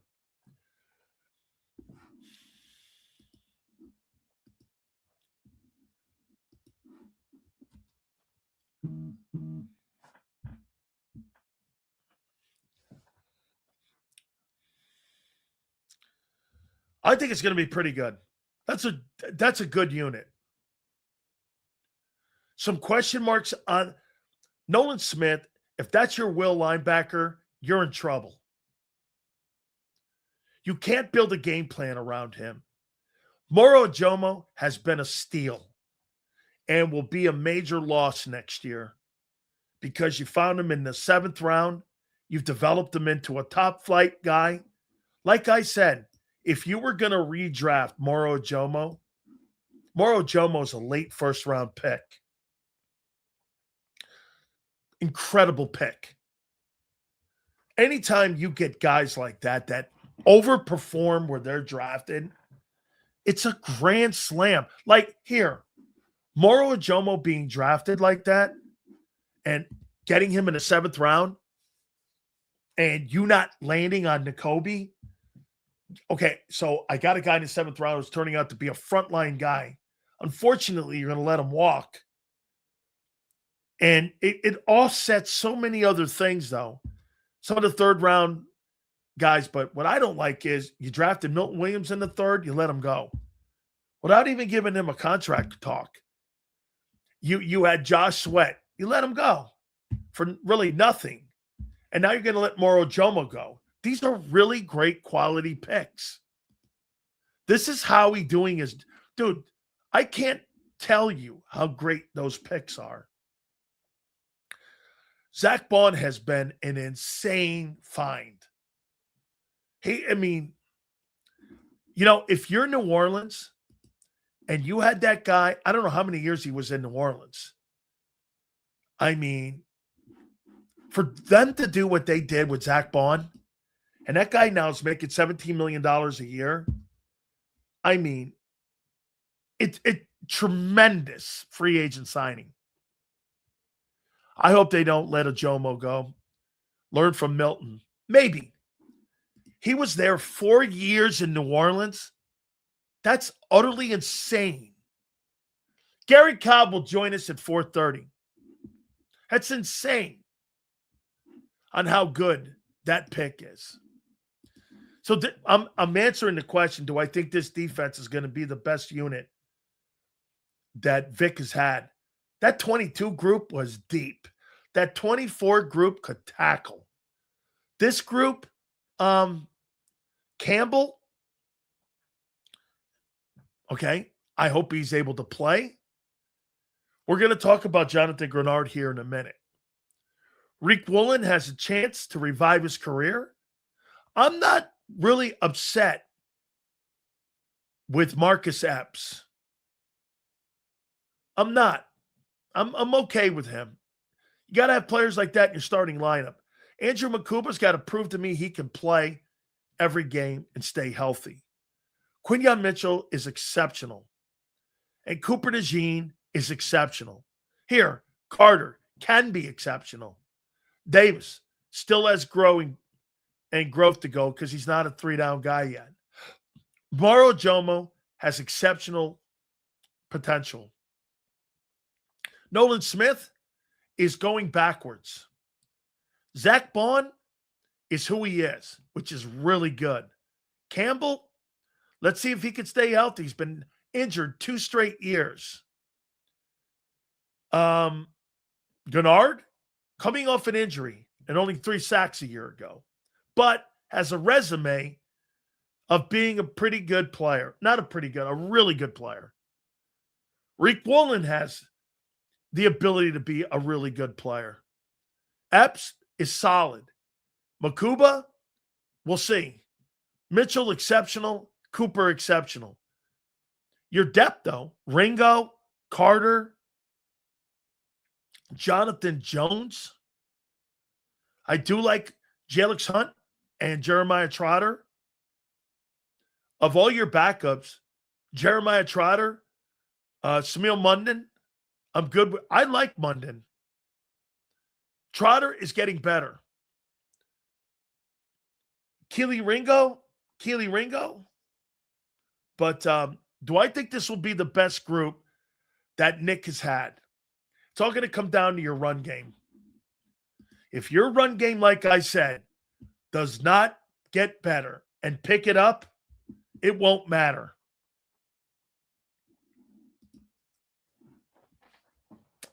Sills, let's see here. Sills, with Smitty, number one, now can we presume that Wicks and Hollywood, along with the rookie Lemon and Stowers, integrate to stretch the field in AJ's absence? That's going to come down to the quarterback being able to do that. Really? I think he's okay. I think he's a Esperanza. Where is he? Where's he on the depth chart? I don't see him. I don't see him on the depth chart here. Where is he? Oh, here he is. I see him out there. Yeah, man. I think he's like him and the kid that you got from Atlanta. They're situational pass rushers. They're cheap man versions of Bryce Huff, but they're not really expensive, you know? Let's see here.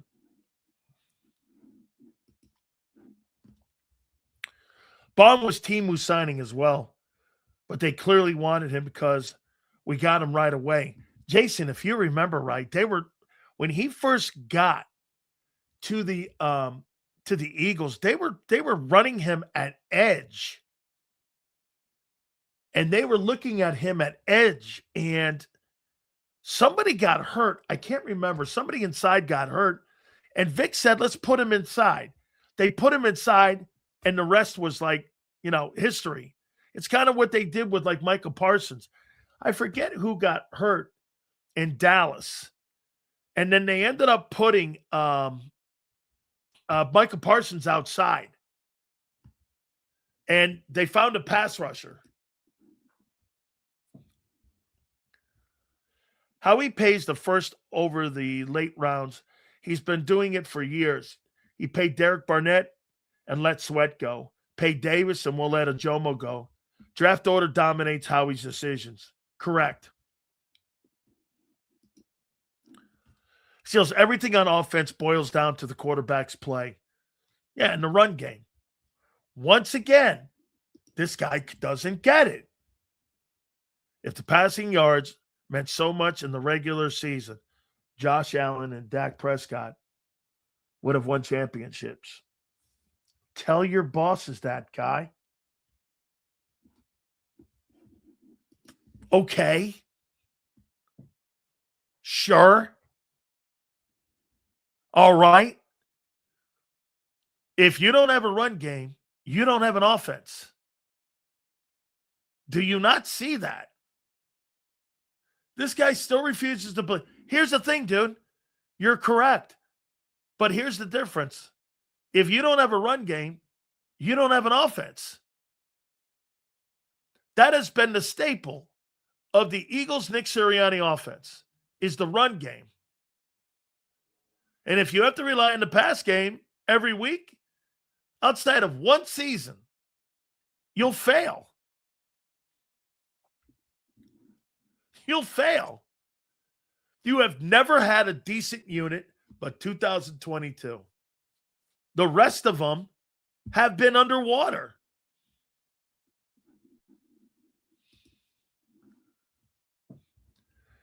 We gave Sweat a $40 million deal. What the fuck are we talking about? You did? I think you did. That was 10. Yeah, he was making 11 or 12. He was making 13. He was right. You're right. 13 million. And you couldn't pay him $5 more million. That's right. You let him walk. It was after the second deal. You're correct, Wiz. By the way, that's really the only end that you drafted that has been worth the shit in the last 20 years.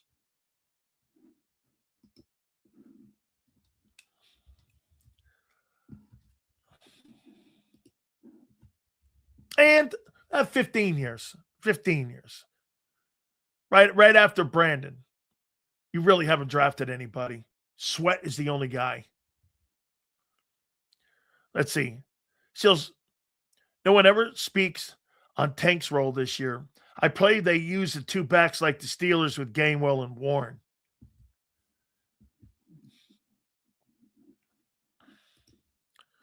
Every year we didn't know if Sweat's knees would blow the fuck out. I know. This past season he had 12 sacks.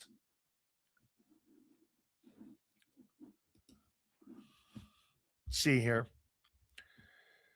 I find it funny you expect that my quarterback is out next year after 2 Super Bowls, yet none of your quarterbacks last 30 years haven't come close to Jalen Hurts' resume.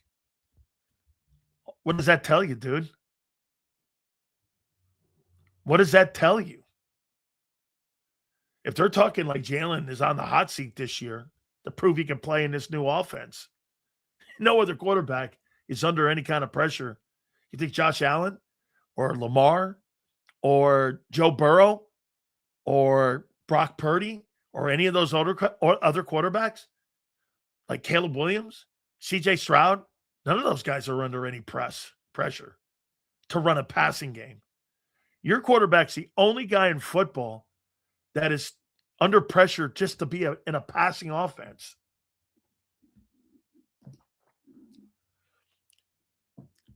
Let's see here. Bro, LOL, you're going to just say fuck you to me and skip over the super? I tried to get your attention. David, I thought I read it. My bad. Relax, dude. Hunt and Ajomo or pay Carter. You have to choose. Well, I don't know. I got to see Hunt play. If Hunt and Ajomo play really well and Carter gives me another year of average football, I'm moving on from Carter. I'll split that money up with those two dudes and draft another interior defensive lineman. By the way, now officially, what is it? 29 days to the start of training camp. So the Carter deal's coming, right? Yeah, but I thought that was Joe Banner.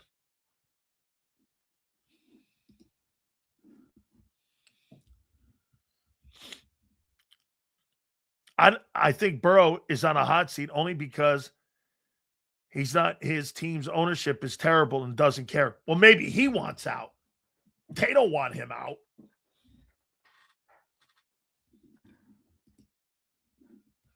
Funny thing is, all the Eagles are begging Jalen to do with all these changes is simple to be a fucking quarterback. I'm having a wholesale offense, get rid of everyone to pay for the defense. So you're going to leave Jalen Hurts in the next 3 years with lesser talent. That would be absolutely the thing to see. And how good he could be with like talent like Josh Allen and Joe Burrow. Not Josh Allen. Josh Allen. Yeah, Josh Allen and Mahomes play with. Let me take a look at Patrick Mahomes' talent that he has in Kansas City this year. Let's see. Kansas City's offensive skill set. So Kansas City is going into training camp with Mahomes. Kenneth Walker, I think he's a dude. I don't think he's exceptional. I think the guy they kept is better than him. What's his name? Charbonnet? I think he's better. And I think that's one of the reasons why they let Kenneth Walker go. Rashee Rice, I think he's a dude. I think Xavier Worthy's a dude. I think Tyquan Thornton is a guy. And Travis Kelce's old.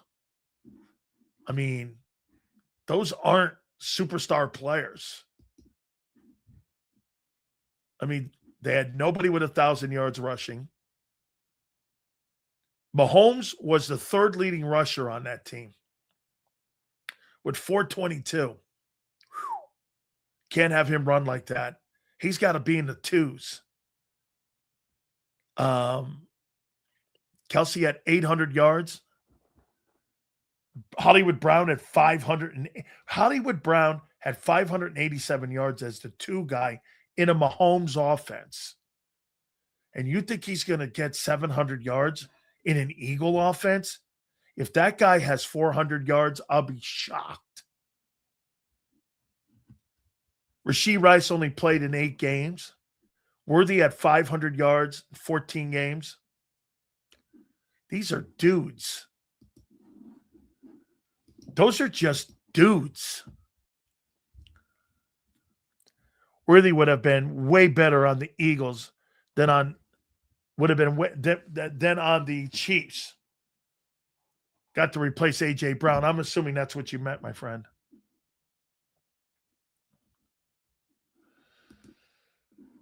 Eagles' third down conversions went from 41.7 and 24 to 37.1 and 25, and they were last. And by the way, that's because of the run game. It is true. I didn't realize that. You're right. They got 2 Super Bowl MVPs. Patrick is so great. The best, that's why people were getting mad. He was getting every call because that dude doesn't need it. Dude, David, that guy doesn't need and doesn't have great players around him. He just doesn't. I mean, the last great player offensively they had around him was Tyreek Hill. Other than that, it's been Mahomes. It's Kelce. Kelce, too.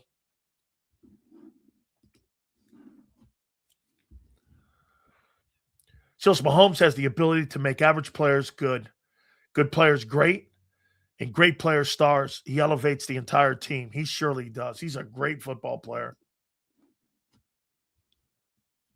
So there is so much pressure on the Eagle defense this year to try and keep the ship afloat until the offense can get their shit together.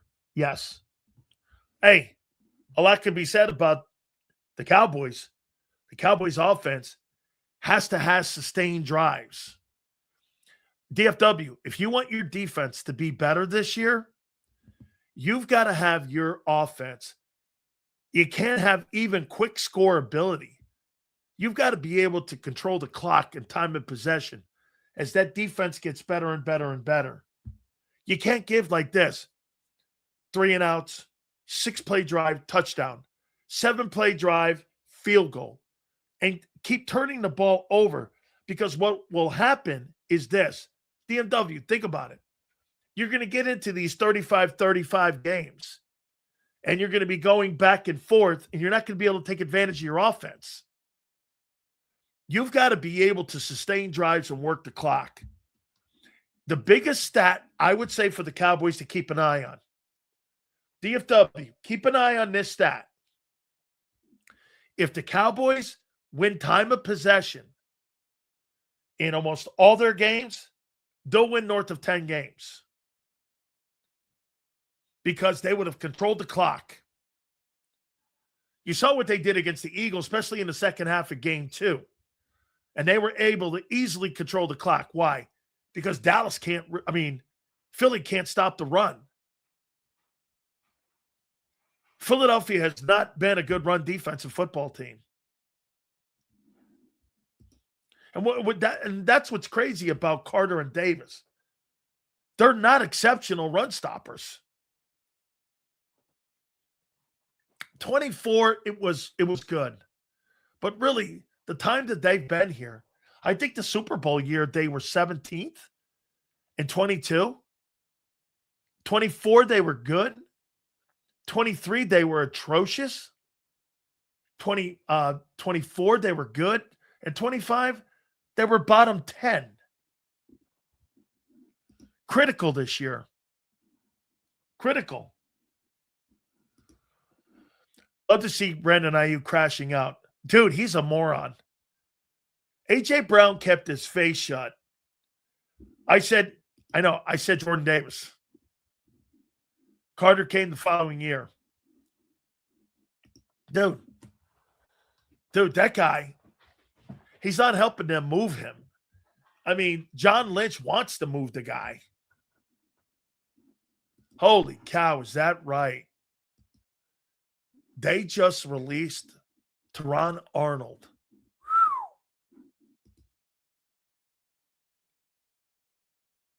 Did they really release him? They released him. Conduct detrimental. I bet you anything. They released him with conduct detrimental, which means you can void the contract. They posted $1 million bond for him today.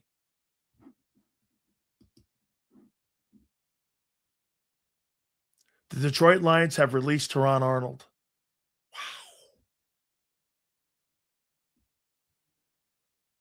Wow. Yep. Adam Schefter. They've released Teron Arnold. Conduct detrimental. Conduct detrimental. Wow. He should not have hired people to beat up those people. First round pick. Absolutely, man. No question. Eagles dodged the bullet and got the right guy. No question. I'm like everyone else. I thought the Toledo thing was a thing. It wasn't in the end. And Arnold was great at Alabama. And I think he went 3 picks later. I think that Q went 22, and I think that Arnold went 25. Yeah, he's going to prison, dude. He's going to prison for the rest of his life. Yeah, no doubt. Yeah, again, how he wins that one for sure. Let's see here. If Roseman gives into Rosenhaus's demands this summer on Carter, the long-term cap space becomes a balancing act, paying $60 million between both, which is 19.7 of their annual cap moving forward. Q was great enough to start at Alabama, but Q was loyal to. He was. As a matter of fact, here's something else to think about too, senor. How far is Wellington to Gainesville? Wellington, Florida to Gainesville. How far? I believe that Q's from, I think he's from Wellington. And I think he's only 4 hours to Gainesville. And the Gators didn't give him a look. The Gators never even, after they saw how good he was, though, they went after him, and he said no.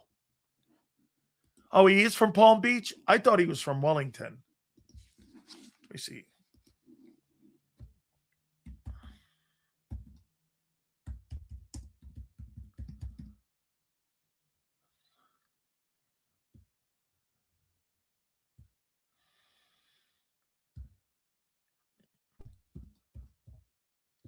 I thought Quinyon Mitchell.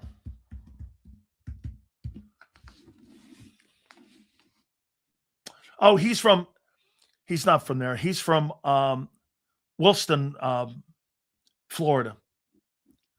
That's where he's from. Is that Palm Beach County? Okay. I thought he was outside of Gainesville.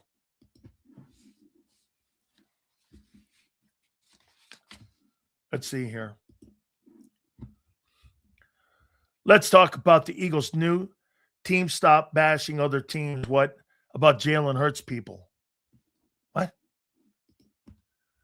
Dude gave up his career for a signing bonus. Dumb as fuck. Dude, I mean, for 250 grand, no, Bald. That's what Teron Arnold did. For 250 grand, he gave up his life.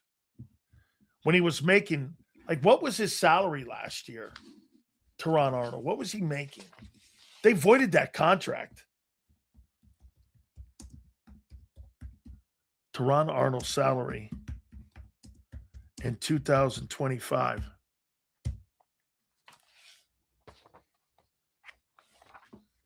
His signing bonus, with all that, his salary with signing bonus, his base is 1.2, but $7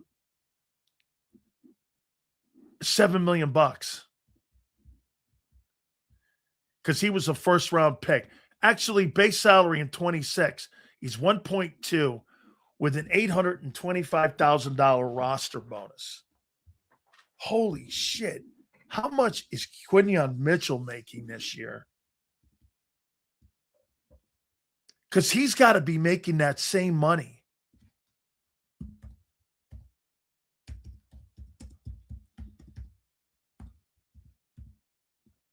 Salary, 2026.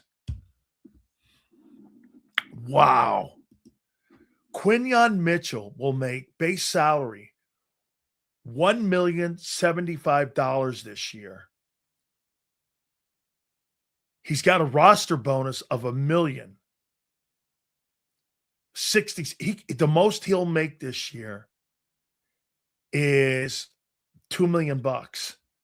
He's currently on his 4-year, $14.8 million contract. Holy cow. Here's his contract over the cap. Let me see it.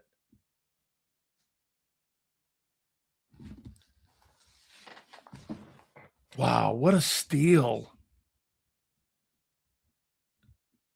26, he'll make 1.075 million bucks. Prorated signing bonus 1.8. Guaranteed money of $2 million is what he'll make this year.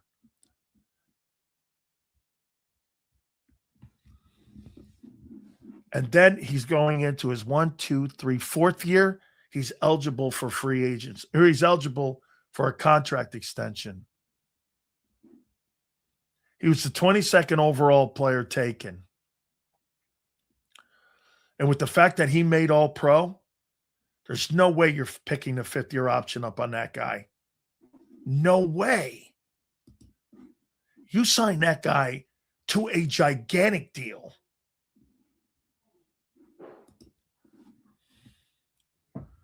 Wow.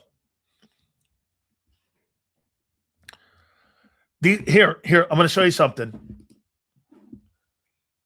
Yo, Sills, now discuss how he's a perfect fit for the Eagles, and how the NFL is shitty and hypocritical for doing this. For doing what? For doing what?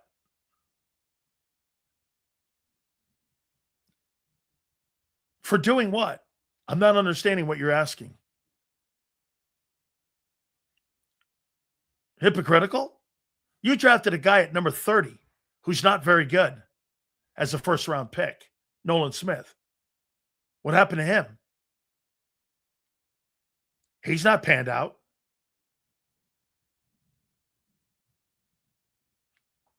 And he went to Georgia. What happened to him? What happened to Nolan Smith?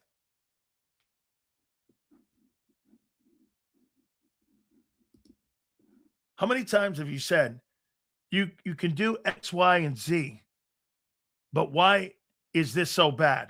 I'm not understanding what you're asking. Nolan Smith. Okay, look. Q panned out. No doubt. So did actually Cooper. How come Nolan did it? Hypocritical on what?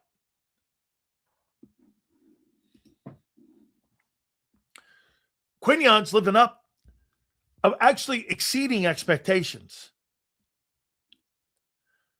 Towards they would have gotten him his stiff back, and he would be free. Arnold won't plead to those charges. There will be a reduction. We'll see. They've cut him, though.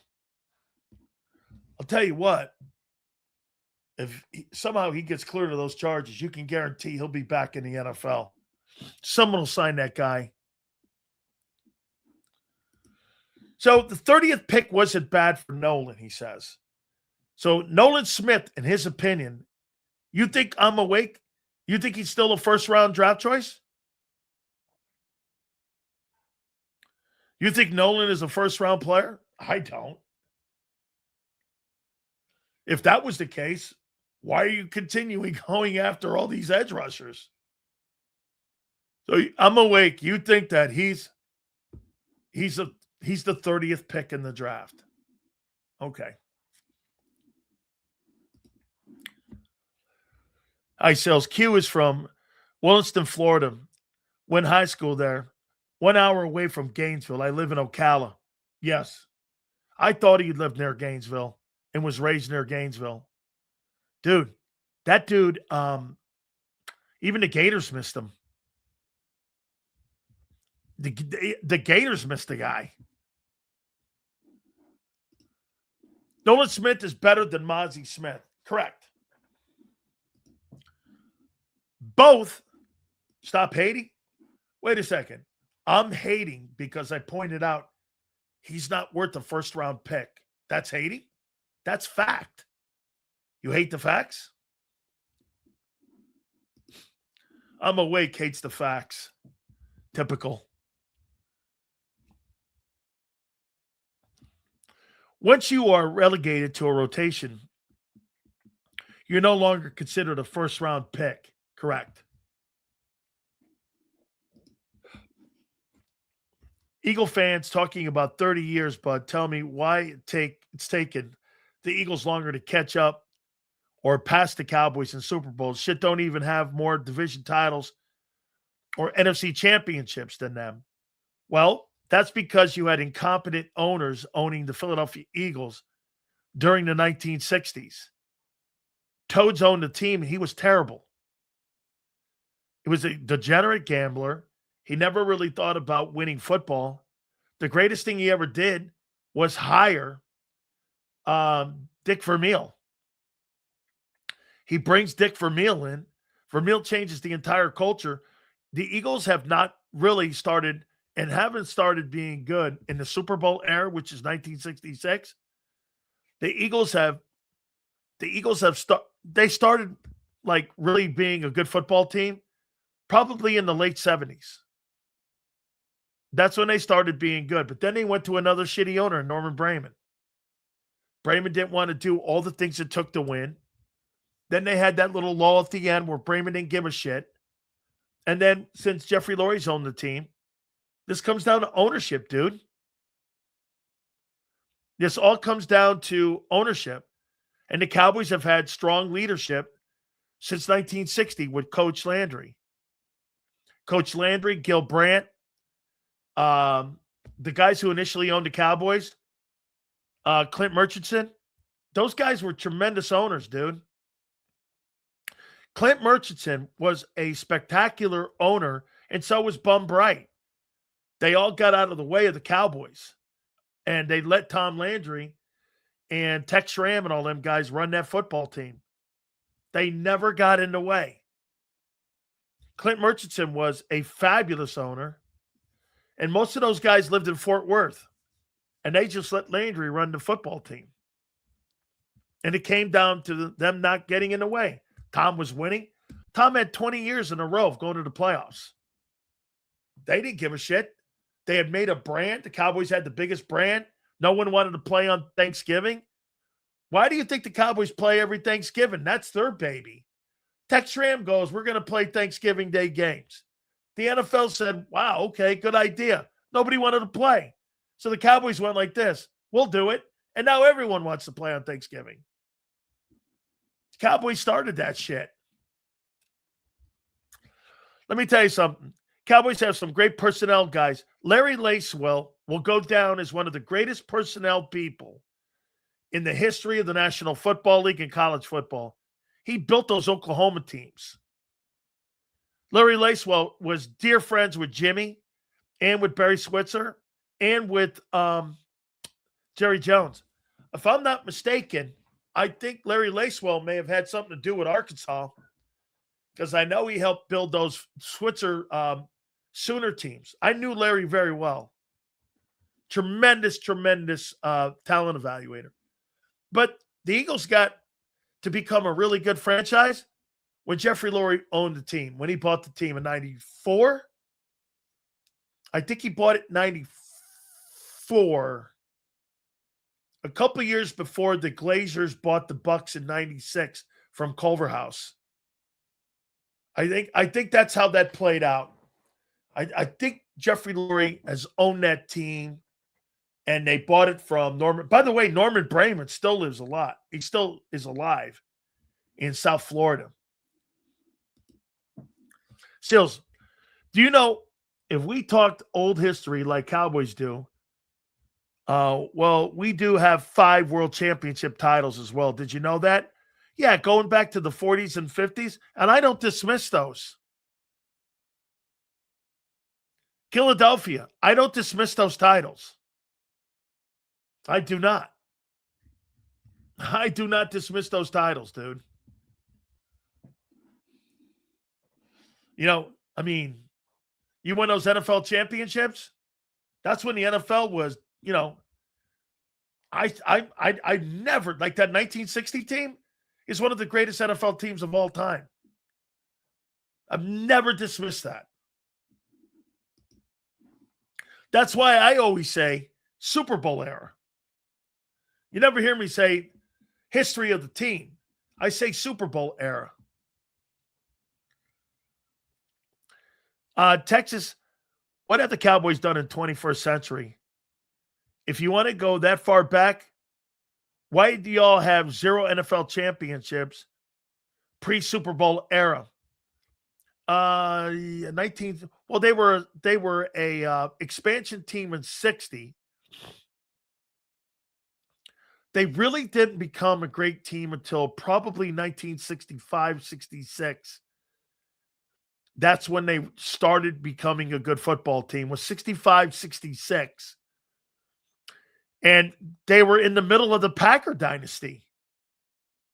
The Packers were there. The greatest football teams of all time were those 49er dynasties. They're too deep. And the quarterback play was exceptional. My favorite dynasty is the 49er dynasty, not the Cowboy one or the Patriot one. It's this 49er one with Montana and Young. Just exceptional. I mean, exceptional players, exceptional coaching, exceptional talent evaluating, everything. I mean, exceptional owner in Ed DeBartolo. Just tremendous. Cowboys teams in the 90s were badass with the 49ers. Those 49er teams, too. Eagles sat there with their tinfoil caps on and watched. Yeah, well, that defense was pretty damn impressive during that 90s teams that they had. And that's why I said that Norman Brayman never really wanted to spend the money on the offensive side to bring a guy like a Jim Lachey in. The Eagles had everything they needed to win a Super Bowl. They had the quarterback. They just didn't have the O-line. And it's been a benchmark under Jeffrey Lurie. is to have that O-line. The Cowboys started winning in the 60s when it first started, unlike the Eagles, who have been in the league longer. Well, the Cowboys started getting good in 1960, 65, like 65, 66. You know what? I'm going to do something here. We did this a little bit last week, and we're going to do this again. Now, I wrote these questions down. 1, 2, 3, 4, 5, 6, 7, 8, 9. I got 10 questions here. And I think these are going to determine the Eagles' 2026 season. I think it's going to. Without further ado, my friend, he is a guy that I idolized when I was a kid in Stamford, Connecticut. My friend JAKIB, he's here right now. How are you doing, my friend? Gary, how was your weekend, brother? Good. Yeah, all's well. I see the clock is ticking, and people are starting to talk and stuff. So we're going to, some people are going to be right. Some people are going to be wrong, about, this Eagles team. Now, I'll tell you this. I do think that the division is going to be better than it was last year. So, the Eagles have got their work cut out for them. They better not come in there just going through the motions. These teams that they're playing in the division, it's going to be a battle. And, you both talk about the Giants, of course, the Commanders, and the Cowboys. All of them have gotten better. So they are going to have to work harder to, win the division. And they're going to have to do it with some new players. It's not going to be the same group they had last year. So Gary, I'm going to ask you questions, and you answer them how you see fit on the 2026 season. Okay. Now, I want to be transparent with you here. I have the Eagles winning 8 ball games this year. There's a lot of people that have them winning 12, some winning 13. But these are questions that I have, and you tell me how you see these questions. So that's 8 and 9. That means they don't win the division, huh? Correct. Okay. Who wins the division? Cowboys. Okay. Now, I tell you, that's going to be very interesting because I tell you the Eagles lost their defensive back coach. He's now the Cowboys defensive coordinator, and Christian Parker. I know they would love them gone anywhere. They did not want him to go down there. I don't, they didn't want him to go down there, but of course he's took advantage of an opportunity that's there. You can't blame him, and he knows a lot about the Eagles. He goes down there with a lot of knowledge about this team. Let me ask you these questions here. Yeah. Is Sean Mannion going to be better than Kevin Patullo? Do you believe on June 29th, Sean Mannion will be a better hire than what Kevin Patullo was, and it will be an upgrade? And why? Well, I definitely think I think he's going to be. I think that he's come through with a lot more confidence. Patullo, he really didn't coach with a great deal of confidence here, and his circumstances were different. Meaning he was here for a while where other people were brought in front of him, and he wasn't given the job as the offensive coordinator and everything, and he was here. So I won't say his job was easy because he was stepping in for people that had helped this team go to the Super Bowl. So, but he clearly didn't do as good a job. I mean, that's clear. He didn't do a very good job, and that's why I would definitely say that Mannion's that's considered better. I think he's going to do better. Yeah. You think he's going to do better? I think he's going to do better because he's changing things up. I think also that not really taking a shot at him, but the Eagles' offensive line coach, he'd been here a good while, had been up to the mountain, and I think that it's tough to continue, especially like I said last year. I thought his guys, they were banged up last year. That offensive line was physically hurting a lot, and it was hard for him to do his job. And I can understand his loyalty to the guys, But if a guy's not doing the job and he's hurting so bad, I'm going to take him out. I'm going to have to tell the guy, look, I love you and everything, but you're going to have to sit this one out, man. You're not healthy, And I thought that was the key with the offensive line last year. Would you agree, though, on June 29th? I know that Vic Fangio is a good defensive coordinator. Yes. Sean Mannion, I don't yet. Correct. Yes. Okay. He's got to prove himself, no doubt. That's the element of unknown still going into the season, right? Yes, correct. Yes. That would be a concern if you have an element of unknown, right? Without a doubt. They're making a change. And so he comes in, he still is a question mark. No, because he has not done it in the NFL. But I will say this, he's been a quarterback in the NFL. So he's been around the game a great deal and been into the guts of the game. He was a quarterback, and he's been a quarterback coach. He's already done that. So, okay. All right, I got another one here for you. Here we go. Yep. If Hurts struggles with Sean Mannion's offense, will it cost Nick Sirianni his job? Well, that depends on how the defense is doing. I think the defense is going to be outstanding.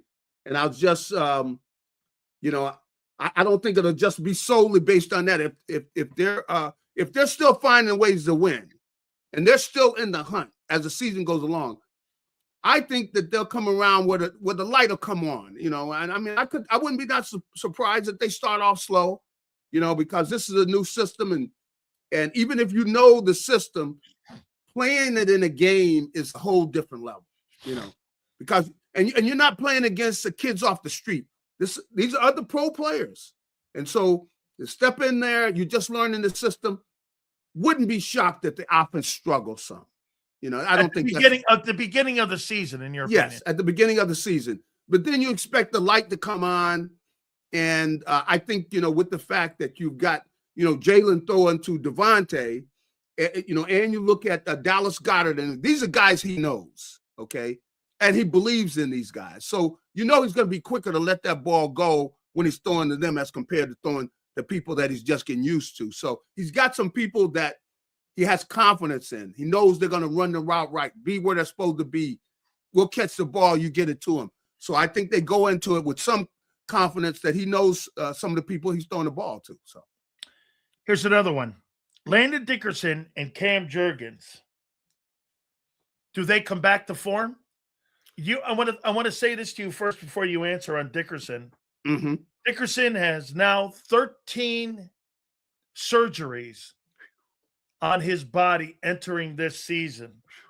For the record, I said that I don't believe Jurgens comes back to form. I think his best years he's on the back nine now. Jurgens, I think, does have a chance because he's a younger player. 13 surgeries, Gary, on knees and ankles. I mean, that's a lot of damage on a player, no?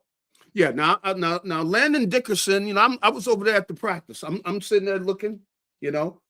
I've been to a million practices. I've been out there. I can sit there and I can see. Well, somebody's still laboring with that wheel. Wow. Dickerson still. He wasn't where Jurgens was. Jurgens. At the same time, I got to be fair that. With Jurgens, he injured his back. His legs are fine. He was moving good. Jurgens was moving good. He wasn't, they weren't getting into real intensity, where he's wrestling with people and everything, which is going to be, his vulnerability. You're just watching Dickerson move from drill to drill. Yeah, I didn't like the way he was moving. I mean, he's not all the way back yet. I think he's still on the way. He looks a lot better than he did last year. Because last year I saw them where I go in the locker room, these guys are laboring to get to the shower. Man. I mean, I could look at it, and that's why during the season, I'm going like, how bad does a guy have to look when you sit him down?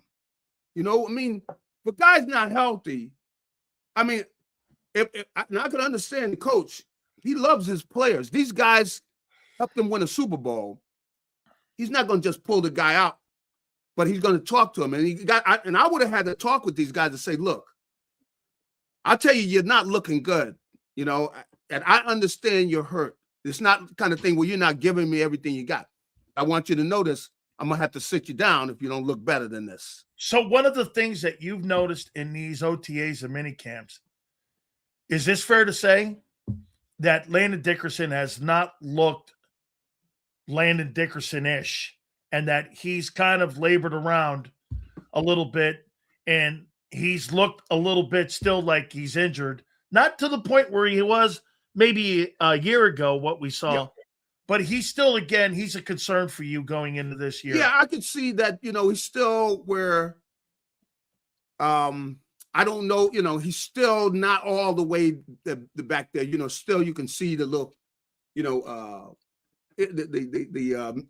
kind of, well, a little bit. I can see it where, and just the movement, because the offensive line coach was pushing these guys, and he's just not moving like Jurgens. He's not moving like everybody else. You can see that he's on that process, and maybe comes back in a month and he's all the way back, but he's still on the way. He looked a lot better than he did last year. I'm telling you, last year, man, these guys were playing, they were hurting, and they were still trying to play.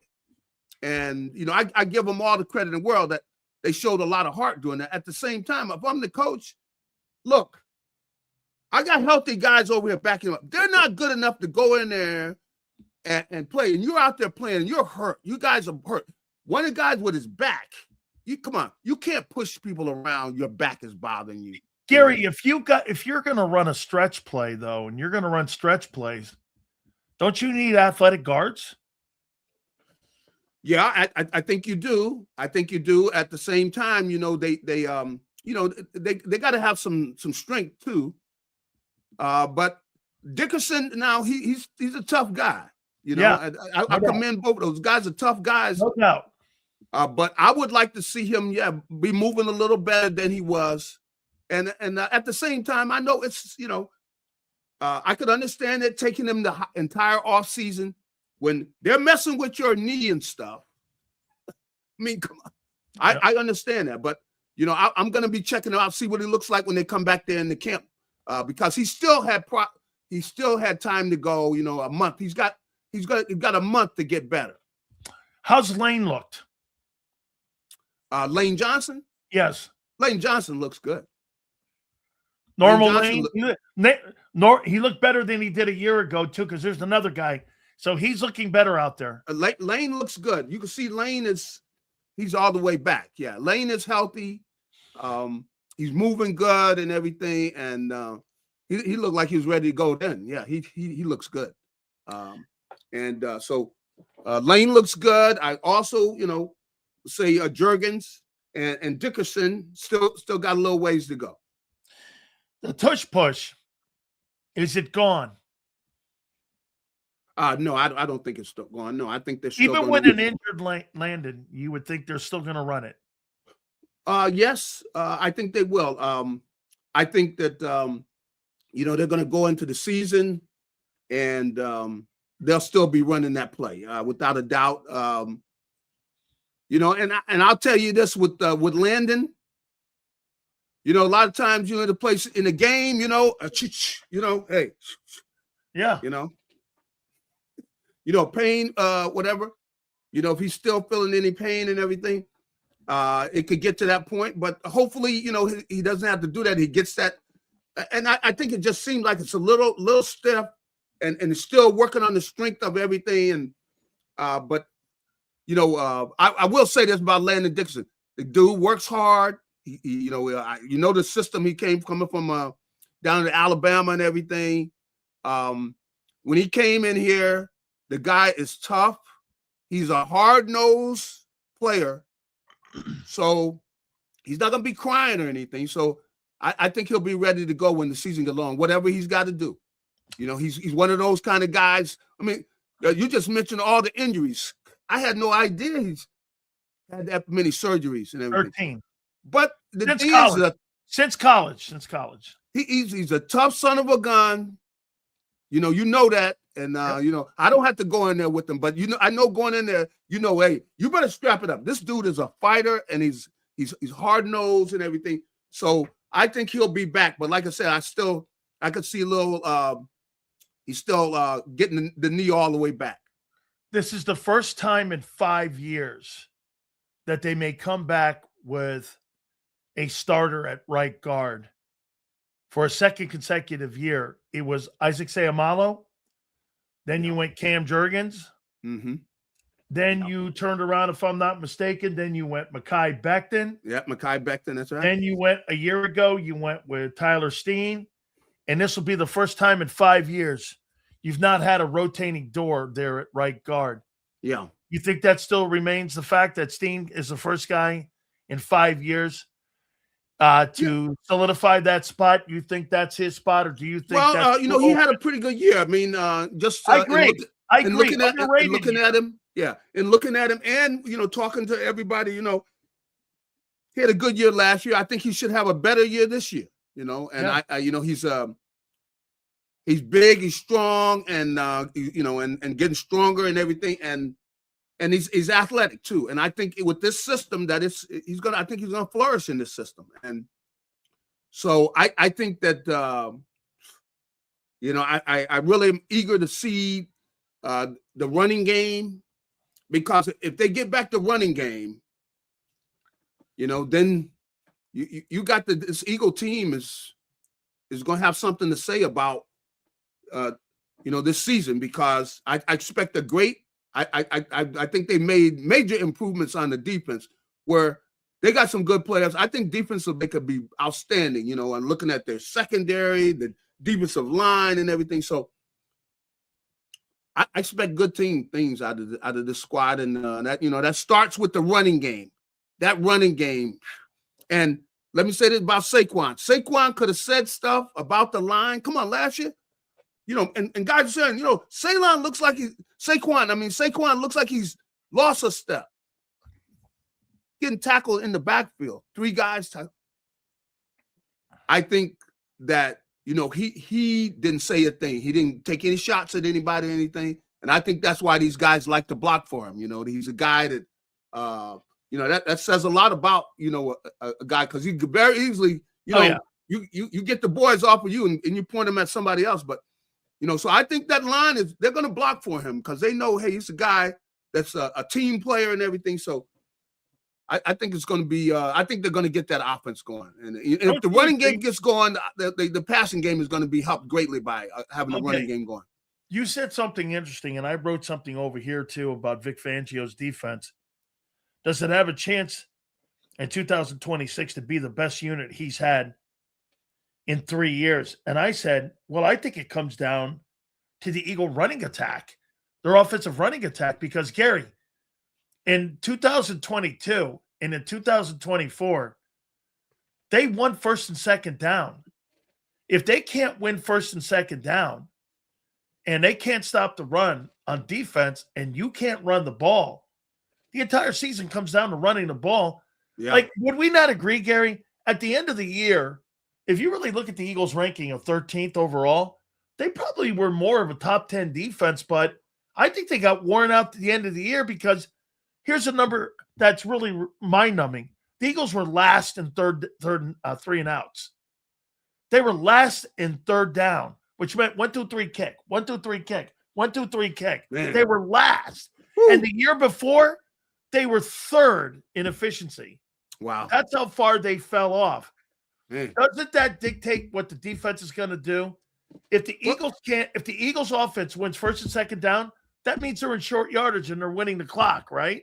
That's right. That's what that means. And last year, what that says is you're putting a lot of weight on the defense, because you're 1, 2, 3 and out, 1, 2, 3 and out.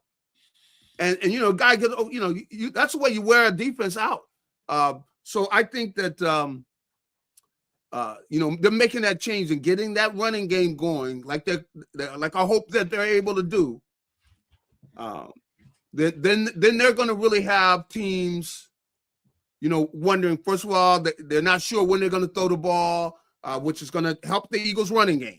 I mean, not the running, but the passing game a great deal. If they're able to run the ball, it helps the passing game a great deal. And it helps the defense, because you're on the field, you're eating up the clock, you're eating up plays. you're letting your defense rest. And so that's something they didn't do last year. They weren't able to do last year. So it put more pressure on the defense and more pressure on the passing game. And last year they just weren't. We know the passing game wasn't where it should be, or what they needed to be, and put more pressure on the defense too. So those are great points. And it's just football people that think about those kind of things. The fans that's just there. They're not as sensitive to that type of thing. But when you're following the team and you're seeing that, hey, it's 1, 2, 3 and out, and the guys over there. Well, I don't care. Gary, I don't care how good a talent you have. Yeah. If you're losing time of possession and field position, I mean, you're going to get beat because you're giving up short yardage plays. That's right. And you can be. I mean, that's, to me, a lot of this is going to be it's clearly on the offensive line. I'll ask you about Barkley here. Yeah. You think he returns to being explosive in here? You think he's a right back for this system? I do. I mean, and I could just see, like, out there at the practices, the guy's just as explosive as he always was. I mean, he just can turn it on, man. I mean, and really, I can say I didn't play against many backs where you got a guy running a 4.3, the size he is, and you see when he hits the afterburners, a lot of times there's nobody in the screen. I mean, it looked like he's like, how did he break away? Well, he's very explosive. I mean, he's 4.3. He's that fast, and he's a big guy. Hey, folks, don't let Gary shit you. He was in the same division with Peyton. Okay. I agree. But Peyton wasn't a burner like that. No, but he was tough. I mean, tough, hard nosed. But I look at Saquon, man, explosive. Like when he kicks it in gear, man, you go, where's everybody else at? This is like he makes the defense look bad. That's why the guys on defense, they just man, we got to get this guy because he takes off and there's nobody else in the screen, and you're going like, what kind of defense is he playing against? But we will see. I can't say that I know exactly what they're going to be doing with this running offense because the offensive line, those guys have talked, and Lane and a number of those guys are talking about how this is certain changes for them. And Lane is talking about how he was always one-on-one with this guy. He never got any help and everything. But this year he's going to be getting help sometimes. And it's going to be somewhat of a change in the way that they block schemes and everything. And all those guys say they like the changes that they're making, So we're going to see that running game. The running game is a lot of the season. It's the key. It's the season. It is the key because it affects both the passing game and the defense. Gary, the loss of A.J. Brown, how enormous is it going to be felt in the offense, or maybe not? Now, when I look at, I see Devontae and everything, Mekhi Lemon and everything. Of course, he's a rookie. Some people think he's going to jump in. I'm going, wait. The kid is a rookie, okay? I never like to make a habit of going, well, we got these rookies. The rookie's going to do this. Whoa. He's a rookie. Okay? He's a rookie. So we're not going to say he's going to be doing this and that. I think that Gary, people don't realize you barely know where the bathrooms are in the locker room, let alone your playbooks and all that. I mean, that's when right. You're a rookie, Gary, it's like I try to tell people, it's like learning Portuguese or Greek. Yes. You're sitting there, you get a playbook, you look at it, and you're like, I don't know the terminology. Okay, we're running a 34 or 5 look front. What does Vic want me to do on this press coverage? Yes. I've never done that banjo coverage. And so it's just so foreign, isn't it? And it's fast, and both we know people don't realize, look, things happen like that, Like that. They come out and boom, when the play happens, dude, it's like, because people are flying by you, and it's fast, and it's going to be faster than they had at the college level. Oh my God, Gary! When my first time getting in there, I remember because I'm in there and I didn't play the proper technique. I go, shit, that's 3 minuses, boom, play next play. 10 Yes. plays. You look Yes. up, you got 7 minuses. You're like, Yes. holy shit. Yeah. But they go like that, man. Bam, bam, bam, bam. That's right. bam. That's the NFL. And so you're talking to, that type of speed. You're coming out of the college game, where you were the veteran. You knew what was going on. And now things speed up again. And so I'll see what he's able to get, what he's able to give and contribute and everything.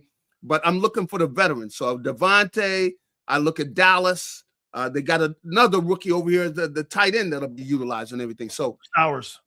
So we're going to see how much those youngsters will be able to give us. But veterans have got to be able to step in and contribute. So they are going to miss AJ. I think so. But the big thing is if they are running the ball well, it takes a lot of pressure off of the receivers and everybody. Because a lot of times, and from what they're telling me about this offense, is they're going to be guys wide open because they're going to be running, play action passes and things. And they do a good job of that out of this offense.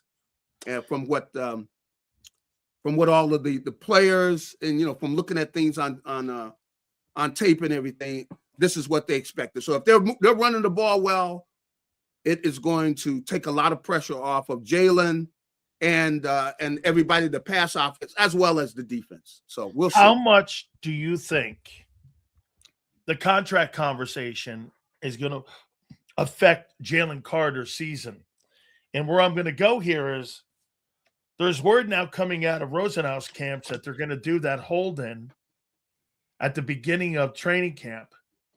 And that means he's not going to be going through team drills until they try to see if they can get a contract. If not, then once they break camp, they'll probably start going through team drills. And if that goes and lingers on into the season, with what we've seen with, quite frankly, let's be candid here, character issues with the guy. And if he feels buttered over the fact that they didn't give him a 3-year contract extension with the guarantees, paying him more than Jeffrey Simmons, how much do you think that plays into a factor his play this coming year? I can't see how it's not going to have some kind of effect, because if you're not practicing and things and, he hasn't been through this before at this level. We got the kind of money you're talking about and everything. And you've had these other signings, which, I know he and his agent have seen. I do think they're going to work it out, though. I do think they're going to work it out. I know that they're talking about this and that there's conversations going on. And so they are working at it where they're talking about it. So hopefully they'll be able to get the thing done. And he'll be in, and that's something he won't have on his mind and everything, because they need him. They need him to step into the next level. I mean, this is a big year in his career.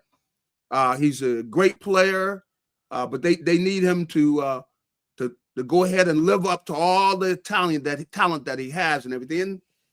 And, I think Davis is going to be better, and he's working hard and everything. And I know, Do you think he becomes a 3-down defensive tackle? Yeah, for the most part, I think he does. Okay. I think he will, and I expect a big year out of that defense. They got a lot of talent over there. There's no reason they shouldn't just blossom, but you got to go out there and do it. And of course, Jalen Carter's the key because that guy in the middle, man. He can just be disruptive and making them double teaming him and stuff.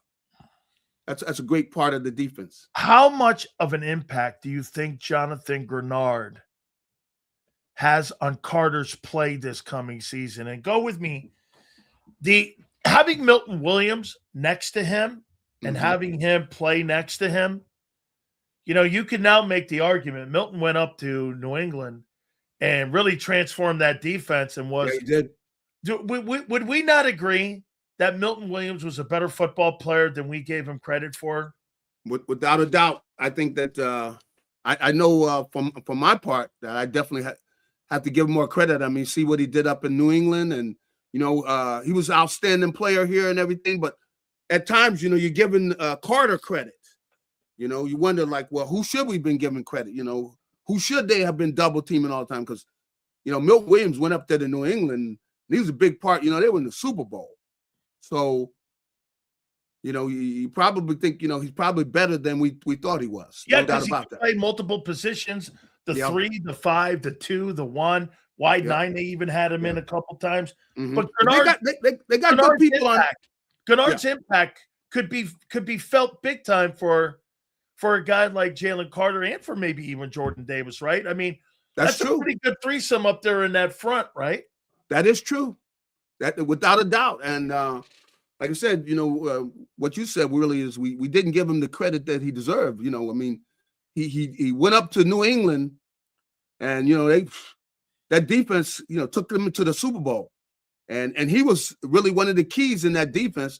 And you see what a dominant player he can be, and the fact that he's tough to single block.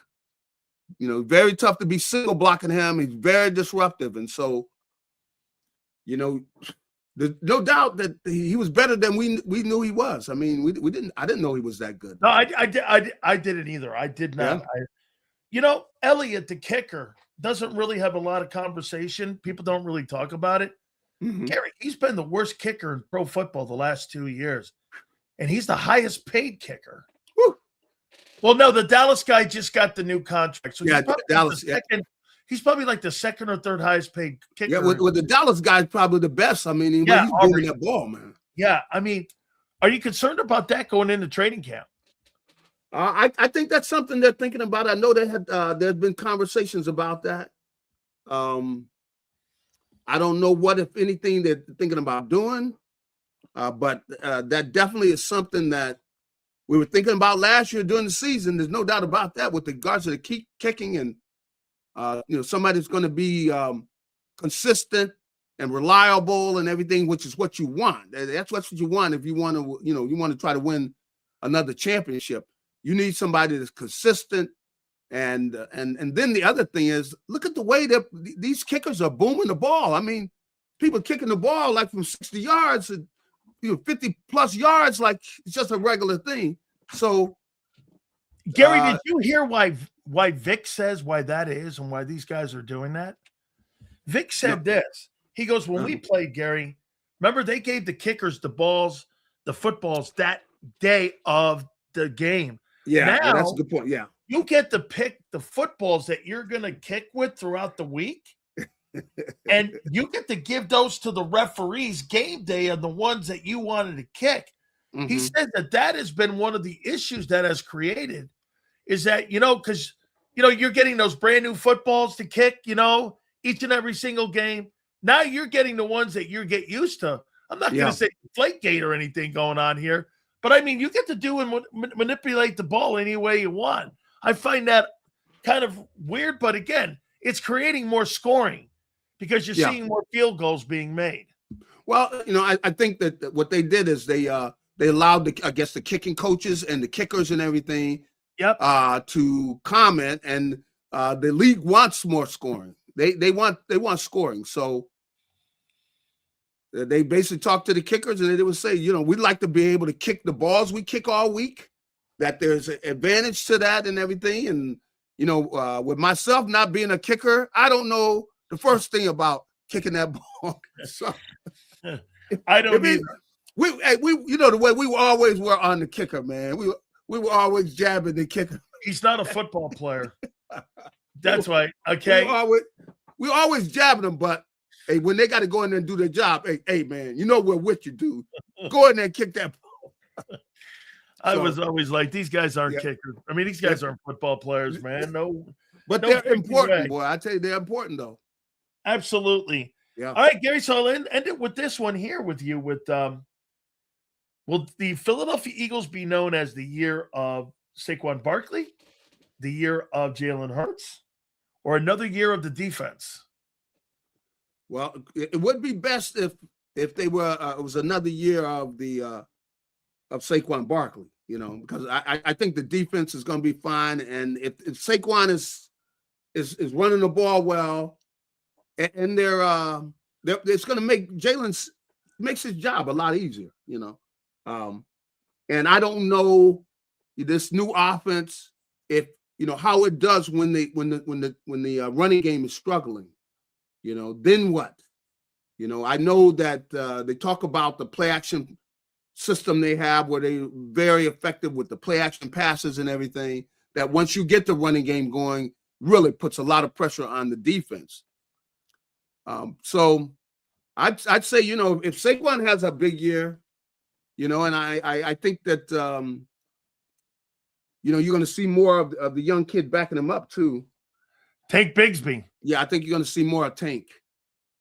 Wow. I think not a lot. I mean, but you're going to see him in there. They're going to keep Saquon fresh. But because I see, they're, in practice, you can see they're putting him in there. They're letting him get a feel of things. And when he has, gotten the ball, you can see he can be electric. Hey, Gary, so we have 29 days until training camp. You ready for this one? Yeah. We have 16 days until the Arizona Cardinals and the Carolina Panthers go to training camp because they play in the Hall of Fame game. Is that so? 2 weeks, huh? 2 weeks. Yeah, well, hey, it's almost July, so come on. Hey, man, you better have your ass in shape right now, or guess what? It's too late. That is right. You better be in shape, man. Yeah. And the way it is now, you just got in shape. And you're a starter, or whatever. You're getting ready for the season anyway. I mean, training camp is, Hey, they're not killing you. One thing here, what'd you make of that Teron Arnold story, dude? The guy, he was cut. The Lions just cut him. Well, obviously that they had somebody do some homework or something, and it doesn't look good. First round draft choice. They cut him, and they had to have cut him, right, with conduct detrimental. That's in all the contract. They had to have cut him. Yeah, that means they void the entire contract. Yeah, well, they had their people do investigative work, and they said, hey, it looks like this guy's guilty. So that's obviously I think what that probably happened. And the thing about it is, and then people talk about Kenyon Mitchell. Eagles had the choice, him or Kenyon. Now, did they make the right choice or what? Oh, what? Woo! You got one guy who's a Pro Bowler, really been playing Pro Bowl level since he got here. Yeah. And now you have this happen to the other guy. That was a great decision that they made. Woo! Oh my God! And you think, Gary, I can't wait to see how this all plays out. Catch you soon. Thank you so much, my friend. All right, have a good one. You got it, JAKIB. Let's go back here to Kim here. Let me see if I missed any other ones here, just to double check here. Appreciate you guys with the supers. We'll always go back and get them. Yeah, man, we're right around the corner here. I think at the end of the month. Hey, Kyle, what's the date on the Hall of Fame game? I think it's at the end of the month of July. Why I said I would go for Crosby. If they deal Carter, which my opinion, he could stop the run and take pressure off the secondary with Teron, both smart and saying not disciplinarians. Answer 2 boosters. I think you did that. Thank you so much, Kimbo. Crosby's a great football player. And I still don't believe that Drew Rosenhaus is going to take Kim. April 6th? What's the flip-flop, dude? Wait. I thought Sirianni didn't develop anyone on offense. Who said I said he developed somebody? Who did he develop? Who did I say he developed? He's never developed a quarterback in his life. He's never developed a running back in his life. Who did he develop? And who did I say he developed? I said Nick Sirianni developed somebody? Who?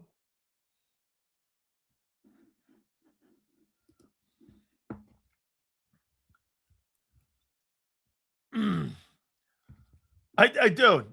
Seriously. He just sounds dumber every time he types something. Who actually watches the Hall of Fame game? I do. I do. Rance makes stuff up like he's on. I know, man. Hurts can't develop anything, people. Can't make this up. True sells. Gilla does sound dumber. Preseason is the only real football NFL has.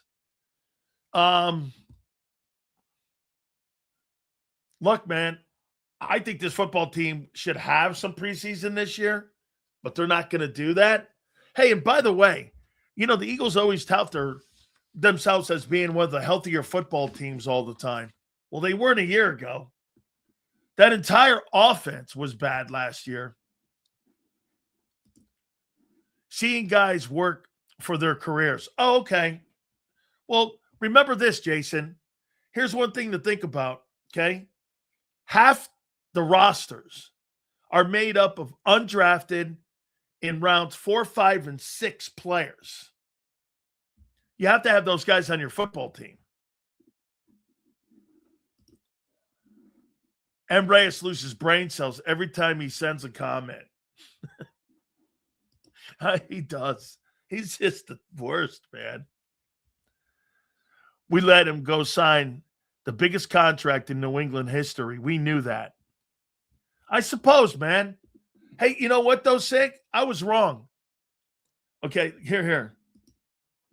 Sil said Sirianni didn't develop anyone, but he just agreed with Cobb that Smitty has been a success in the league. This is from Ricky to now. Smitty came into the league developed. Nick Sirianni hasn't added anything to that guy's game. As a matter of fact, if you wanted to really say he's hindered him, get this, he's hindered him by not moving him around more, playing him more out of the slot and moving him. He's actually hurt Devontae Smith's development with that shitty passing game. What are you talking about? Still, and his cockroaches make me feel like I have an Einstein-level IQ. Bro, you may have an Einstein-level IQ. It ain't in football. Bro, you watch a football game, way different than anybody I know. I don't even know what the fuck you're watching. Even dumber. Dude, he's just ridiculous. Devontae Smith came out of college. And that guy was smooth coming out of college.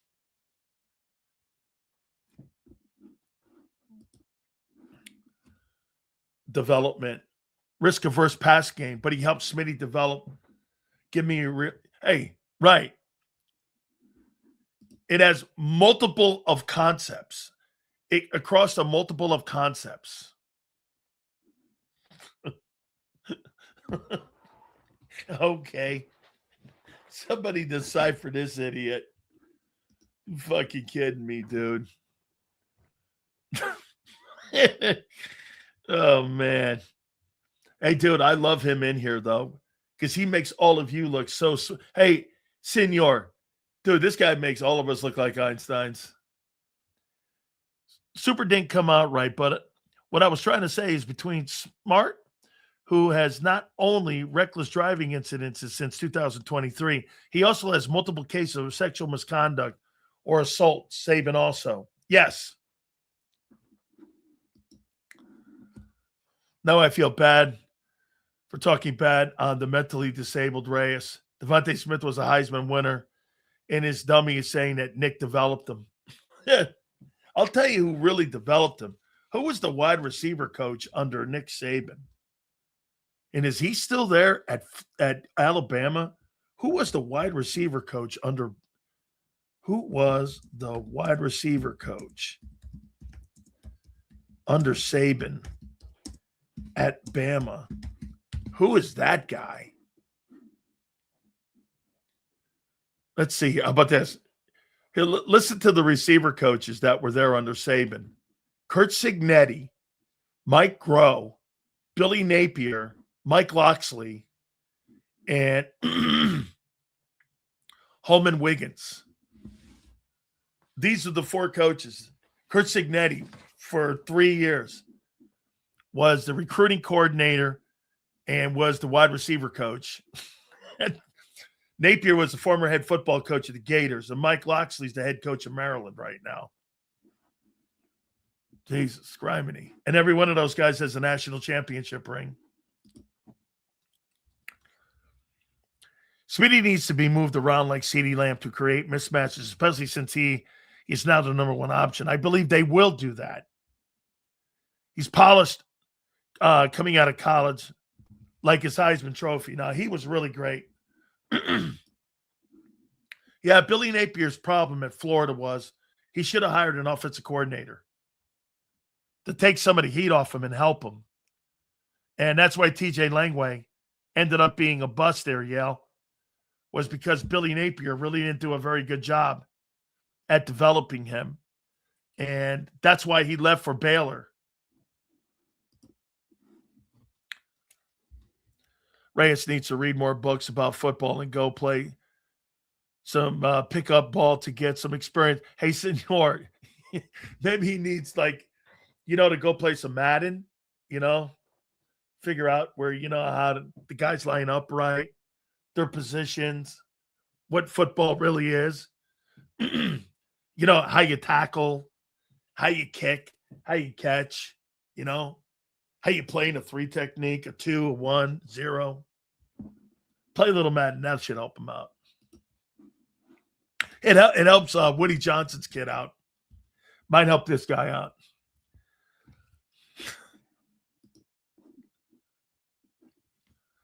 All you Cowboys and Niner fans, y'all old news. Y'all stuck on gold rings from the 70s and 90s. Eagles got 2 diamond rings with wings that open. Y'all need to upgrade to diamond rings in 2000s. There's not one football team you have that you won 2 Super Bowls with that would beat any of those Cowboy teams or that 49er team with Joe Montana on it. You're not beating those teams. The 49ers had the number 1 ranked defense in pro football too, like 4 years in a row during an era of pro football where nobody moved and it was no free agency. Their secondary with Ronnie Lott and those guys, like, how many years during the Bill Walsh era were the defense number 1? This was during Gang Green, the Chicago Bears, Lawrence Taylor's Giants. During Bill Walsh's years, during Bill Walsh time at San Francisco, time with the Niners, 49ers, how many years did the team lead the NFL in total defense? Team lead the league in total defense.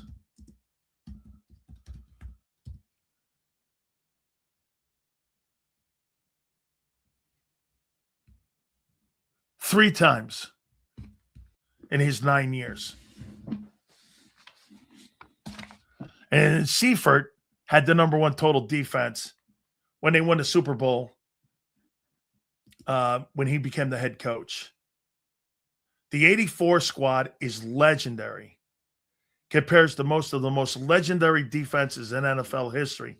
Now, to be fair to the Eagles, though, I will say this. Okay? Let me do this here. I would say this, that the Eagles 24 team is truly one of the greatest teams of all time during the salary cap era. So you got to put salary cap era in that too. Sills, who was Walsh's defensive coordinators? They had one of the greatest offensive line coaches. They had McKintrick was their O-line coach, Who was their D coordinator during that time? That's a great question. Who was Walsh? Bill Walsh's defensive coordinators. I can't answer that. I should know that. It was Seifert and Chuck Studley from 79 to 82, and then from 83 to 88. Seifert was the coordinator. Seifert was promoted from defensive back coach to defensive coordinator in 83 under his coordinating. The defense finished in the top 10 in fewest points allowed every single season, helping the team win the Super Bowl, and 2 of them. Seifert eventually succeeded Walsh. How about that number? Seifert was a great defensive coach. I didn't realize that. Under his coordinating, the defense is finished in the top 10 in fewest points allowed in every single season, helping the team win 2 Super Bowls. They were so great on defense, those teams. Still, the historians say the 49ers and Cowboys teams of the 70s and 90s only looked dominating because they bought their Super Bowls in a no salary cap era. What do you mean they bought their Super Bowls? Jimmy Johnson. Who did Jimmy buy? Still, in my opinion, the best defenses go back to the 70 Steelers. They are. Not even close to 3 consecutive years. You had Green, Blunt, and Lambert. No question. So wait a minute here. Jimmy Johnson's first Super Bowl. Jimmy Johnson, he said Jimmy Johnson bought Jimmy Johnson, first Super Bowl team. Super Bowl team. Was what year? Was 1992, the 92 Cowboys. The 1992 Cowboys roster. 1992 Cowboys.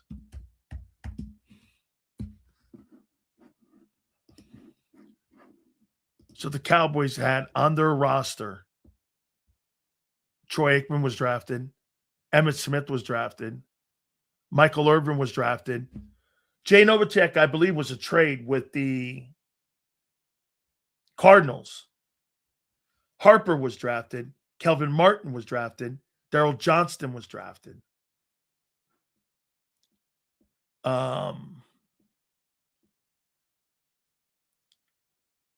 Ken Norton was drafted by Jimmy, linebacker. Tony Tolbert was drafted. Larry Brown was drafted. Tony Casillas was a trade with the Falcons. James Washington was a trade. No, James Washington was a draft choice. Charles Haley was a trade.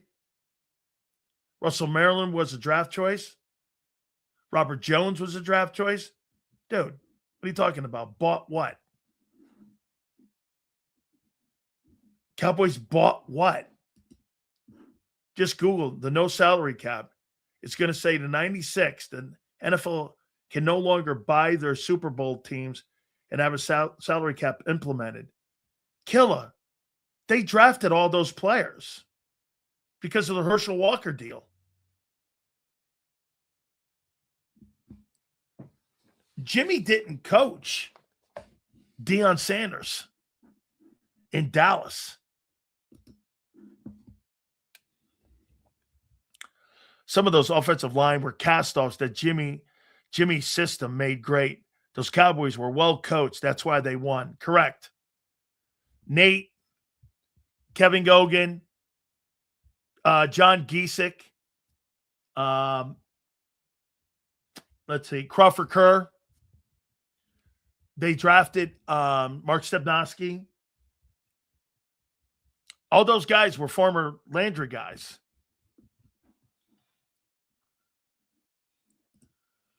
Yeah, Jimmy never coached him. Dan was on the 95 Cowboys, big purchase. They lost a ton of players after 92. I don't think Jimmy was on that 95. He may have been. Let me see. Jimmy Johnson. Did he coach? Let me see here. I don't think Jimmy was the coach of that 95 Cowboys. I think Switzer coached him. Yeah, I think Jimmy was in Dallas from 89 to 93. He never coached Dion. Jimmy never spent any money. Here we go. So institutional changes aren't the reason the Cowboys have been generationally fucked. No. He's not hired the right coach. No excuses. No excuses. So nothing can ever be what it is because of the environment that you're in, according to this guy. Okay. No excuses. Nolan Smith and fucking the Kobe Dean haven't lived up to the expectations then. Is that what you're saying too? Dean's not here and Smith was the 30th pick in the draft. No excuses. Yeah. Barry ended up resigning his post there because they couldn't keep the players because Switzer wasn't bringing the players in. This whole time, we've blamed bad management. The Cowboys have just sucked shit. No, it's bad management. You don't let a coach do his job. Dude, who's the one guy they've not been able to replace? Jimmy ran the entire organization. He was in charge of personnel. He was in charge of hiring. He was in charge of drafting. He was in charge of everything, football related. Jerry had no say. Jerry signed checks. Who's the one guy he's not replaced? It's been Jimmy. That's an organizational thing. Same as the 90s? Okay. He hasn't replaced Jimmy Johnson. That's organizational.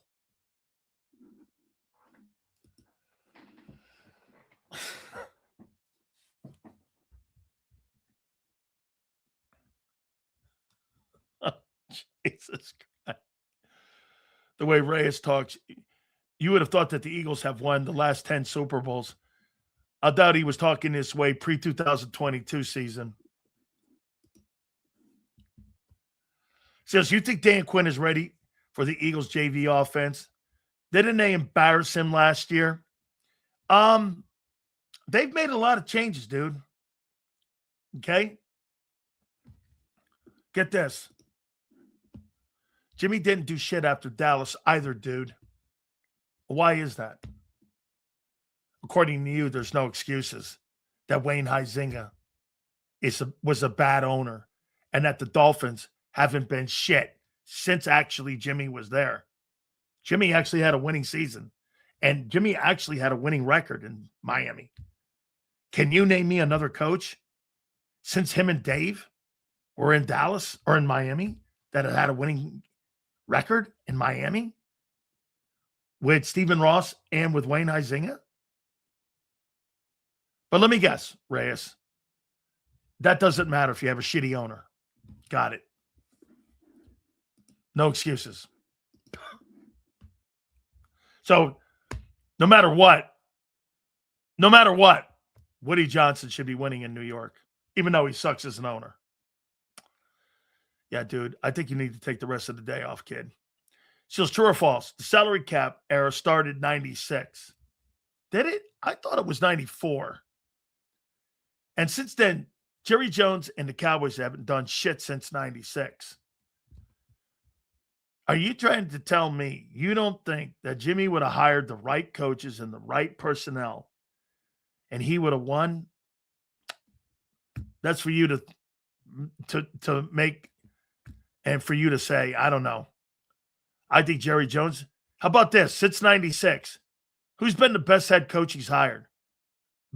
Let's take a look at that. Since Philadelphia wants to go there, and I think it's more to do with coaching. So let's take a look at who they've hired since 1996.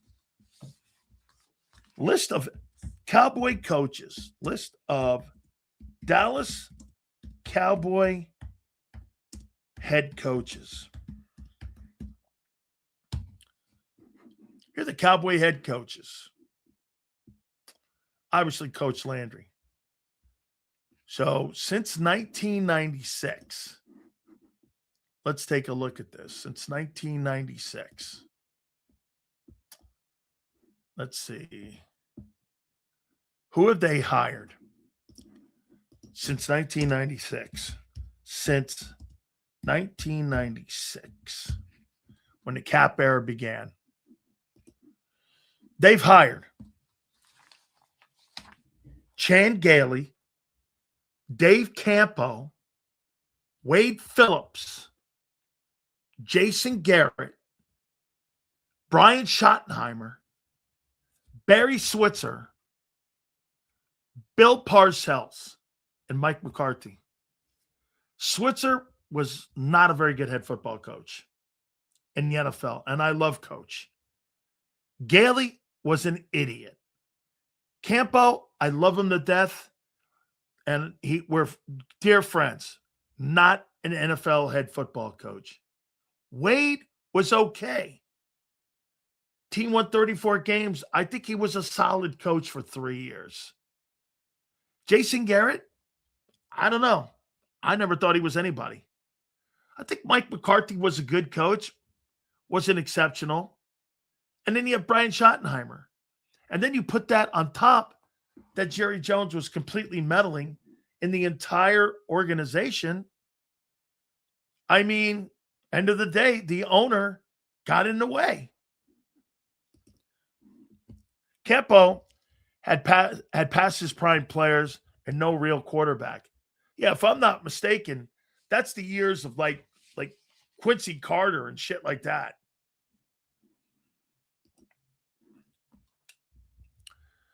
Cowboys got Bill Parcells 5 years too late, plus Jerry hired Parcells to get his new stadium in Arlington. Yeah, I mean, once Jerry Jones took the reins of being the head of football operations, it's been a disaster. They've picked good players. They just don't know how to make a good football team. How about this? I'll take that back. DFW. The Cowboys can make a good football team and draft good players. They just can't make a championship football team under that guy. Jerry Jones will go down, and when he leaves this earth, the one thing he never did was prove he could win without Jimmy. And that Switzer deal, everyone knows those were Jimmy's players. Once they left, look at what Howie did. Howie won a Super Bowl with a completely almost different football team. Same thing with John Schneider, the Seattle Seahawks general manager. Those guys won with a completely different head coach. Same thing with what's going on in New England now with Vrabel and them guys. I mean, Jerry Jones has proved he can't win without Jimmy. She goes, you should just have a wing. You kidding me? My brains would hurt if I did that. Would never do that. Well, Sills, it's his company. You're supposed to be nosy. Yeah. Okay. Well, then accept the results. Hey, by the way, I happen to think that one of the reasons that the Philadelphia Eagles have left 3 Super Bowls on the floor or on the, the cutting floor is because your owner gets in the way. You do these asshole hirings where you have 2 guys in a row that at the end of the day have no experience in play calling. That's a dumb move.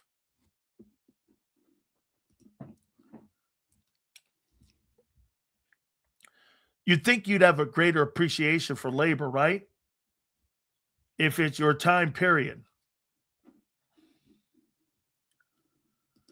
I don't know.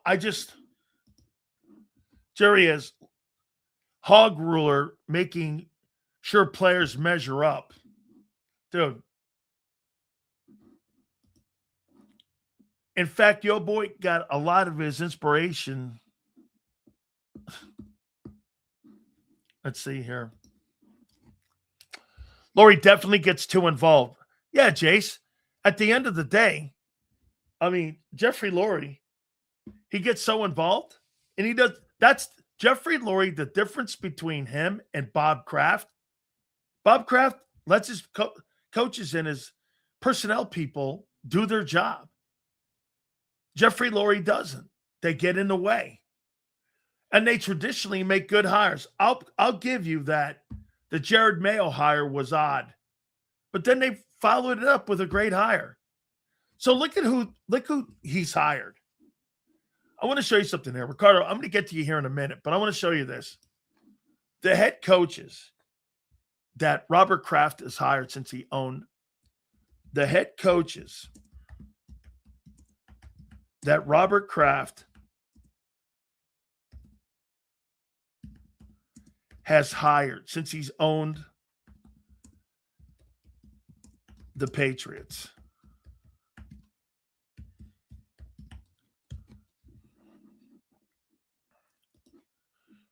So here's his coaches: Pete Carroll, Bill Belichick, Mayo, and Mike Vrabel. Coach of the year last year. Mayo was the suspect hire. Belichick won 6 Super Bowls. What's his name? Parcells was a guy who took a team to the Super Bowl, and Pete Carroll.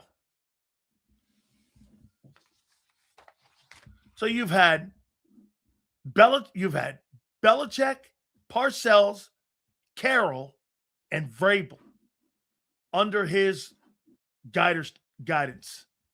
I don't know. Every one of those guys have won Super Bowls as a head coach in the NFL, except for Mike Vrabel.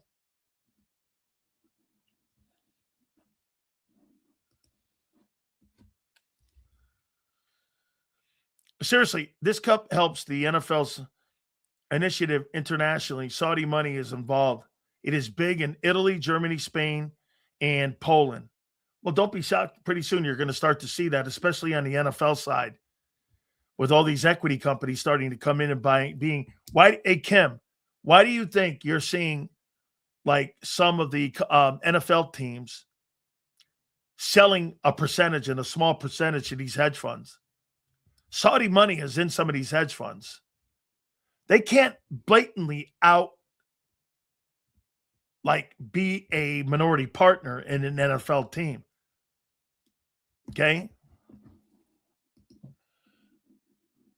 Sales, do you think Lurie is a good owner? I think he's an exceptional owner.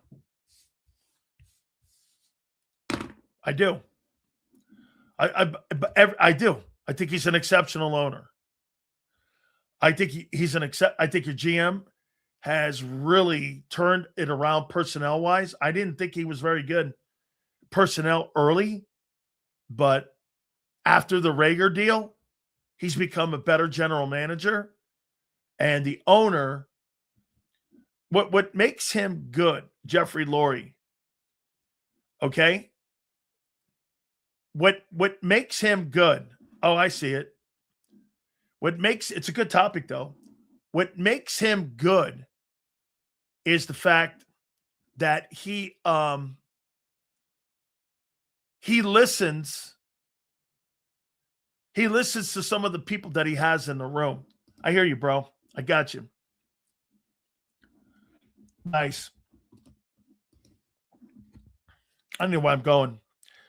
Sig watching hurdlers is more exciting if you want to watch people run. If they can pull off this offensive switch, it would be remarkable. Completely agree. I know when you're upset about it, Sig.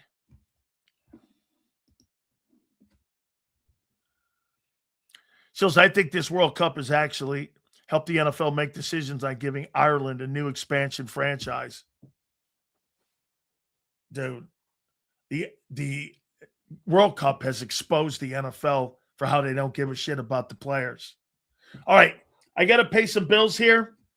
Morgan & Morgan, the number one injury law firm in all of America for a reason, and that is because they win. I tell you about the family in Pennsylvania that was initially offered $650K. They ended up getting nearly $30 million in settlement. Or the family that was initially offered $350,000. They ended up getting nearly $12 million in settlement. Go to forthepeople.com/big sales or pound law 529. That's FOR thepeople.com/big sales or pound law 529. And do me a favor. You tell them Big Sales sent you. There's a reason the Karate Master was the number one salesman in the lumber department.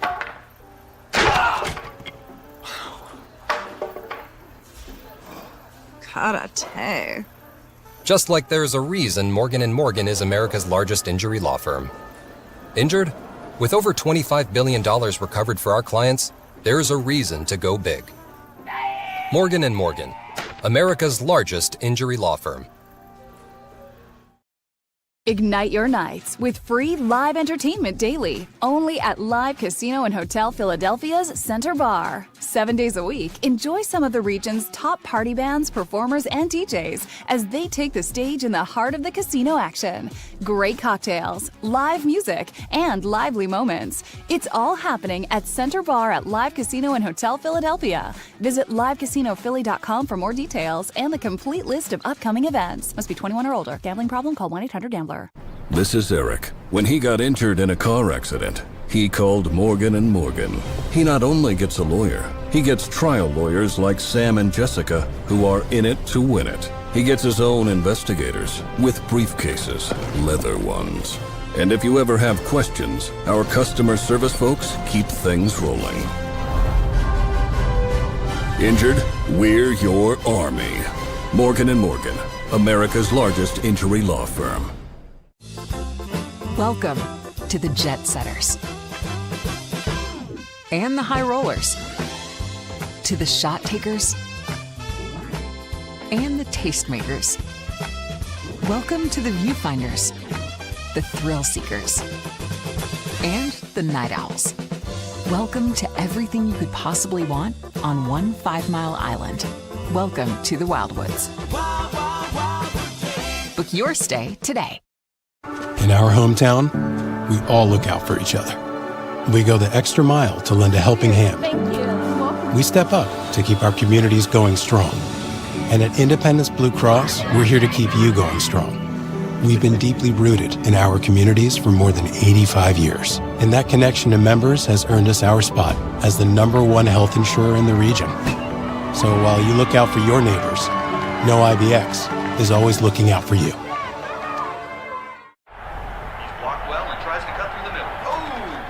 Your gut says Miami is going to win, and you should take the over. Your gut also said your NFT selfies would only go up in value. They didn't. But your head is on Sports Grid and knows the QB is in concussion protocol. The backup has a 45 QBR against the zone coverage. The New York D has the most sacks in the league. So yeah, trust your head. It's smarter to be on Sports Grid. EAGLES. Eagles.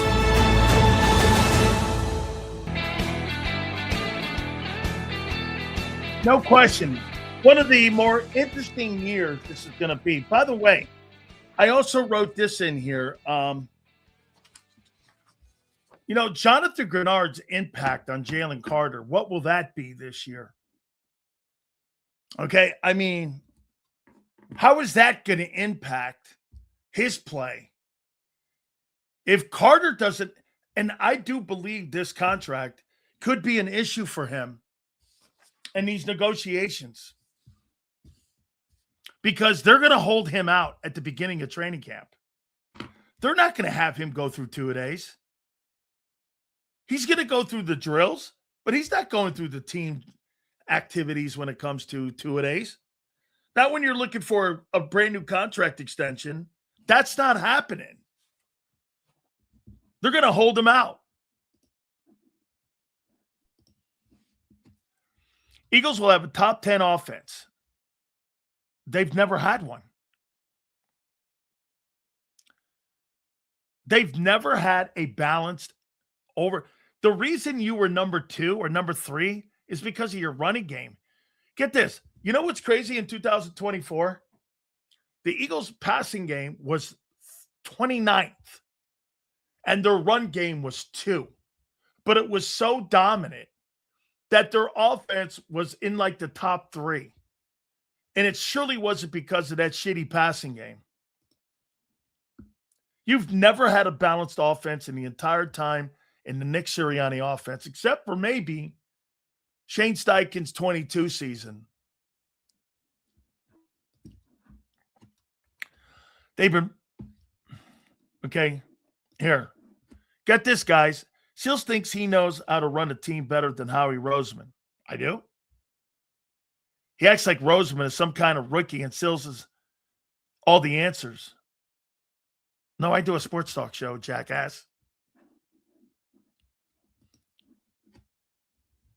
Sills, what is your take on this Major League Baseball lockout? I don't know. Sills, just an idea for 26.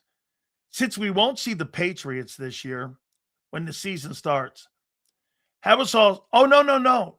I'm already planning this. We're going to have an A.J. Brown segment every single Monday on what A.J. does and what Devontae Smith does. And we are going to have a segment every week. Did they win? What were their numbers? And how was the passing game? The difference with A.J. Brown, A.J. Brown's got Drake May and Josh McDaniels. Jalen Hurts has Sean Mannion and Hurts. That's who Devontae has. I mean, that's not hard to choose who the better passing team's going to be.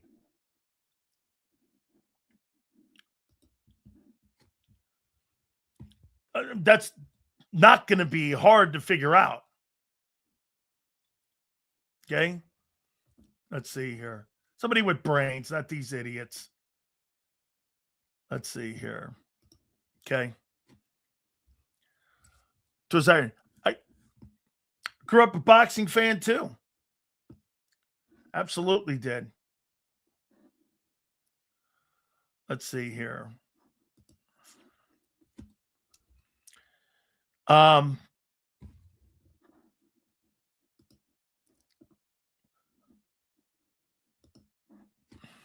Listen, I do think these topics that we brought up here, this one here, where is it?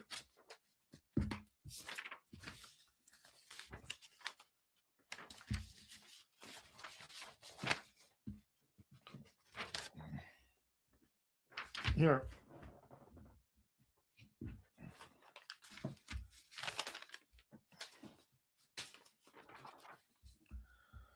Is Sean Mannion, I love this, is Sean Mannion going to be better than KP?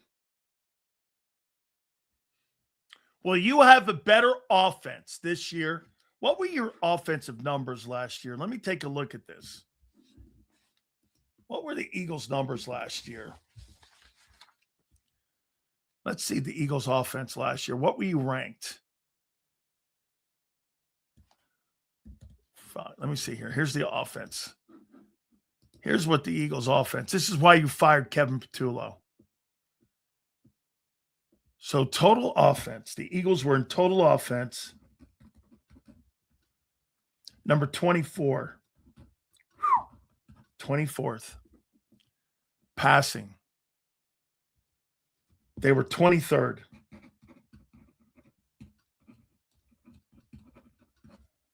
And then I'm going to ask you, rushing, they were 18th.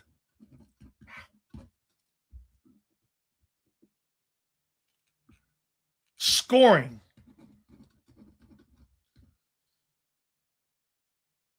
they were 19th.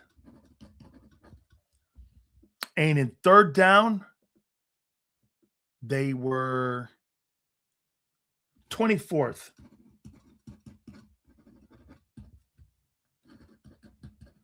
These are terrible for a team that won 11 games.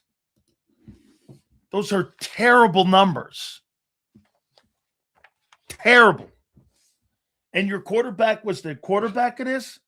Total offense, 24th. Passing, 23rd. Rushing, 18th. Scoring, 19th. Third down, 24th. This is all Kevin Patullo's fault? All right. So what do you think you'll be this year in total offense? I'll give you mine, and then you give you yours. Big Sills and the field. What will you be in total? What do you think you'll be in total offense? I'll tell you what I think. I think you're going to be, I'll give you 20th. I think you'll be 20th. I don't think you're going to be much better. Based on what? The loss of A.J. Brown? How are you going to be better? You think you're going to be a better offense without a star player and adding a rookie? Okay. Well, I'm not there. I think you'll be 20th. What do you think you'll be in passing without A.J. Brown this year?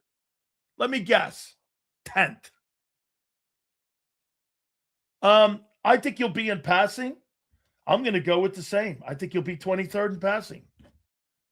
I don't think you'll be better. Hey, Kim, I don't think you're going to be a better passing team without A.J. Brown. Okay. Now, here's the real one. What do you think you're going to be in rushing? If Landon by the way, did it not concern you that Gary Cobb said that Landon Dickerson looked like he was still limping, and it's June 29th?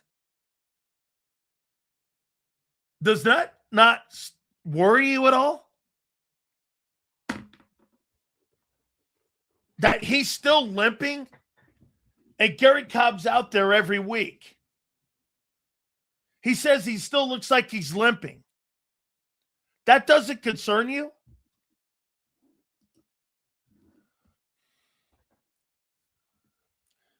Senor, Gary Cobb said that he goes out there all the time, and he still thinks that Landon's limping. Since it's hard to tell, unless Sean Mannion is a genius. They say he is, and he may be. I think the offense will struggle badly simply because the head coach can't help. When things are hard, Nick can't help. He changes. Ricardo, you're right. He has no answers. He said Landon. Correct. Think about that. No Stoutland, no AJ, but you'll be better. Okay? We sucked out loud last year, still won 11 games. Offense won't need to be great for us to win a lot. Well, dude, okay, Twiz, then why would you even leave the comfort of 11 games? Why would you leave the comfort of that?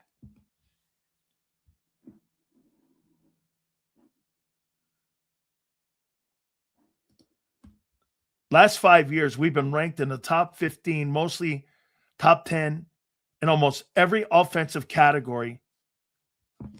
Okay, that is such a lie.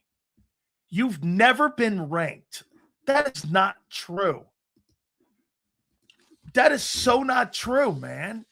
Your Super Bowl year, your offensive passing game was 29th. You were 29th in passing. 2000. Dude, this dude just bold-faced lied to you.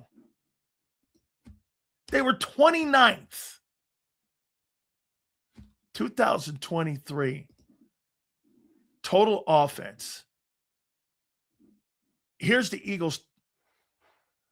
The Eagles were 8th in total offense. Okay? Passing. They were 16th.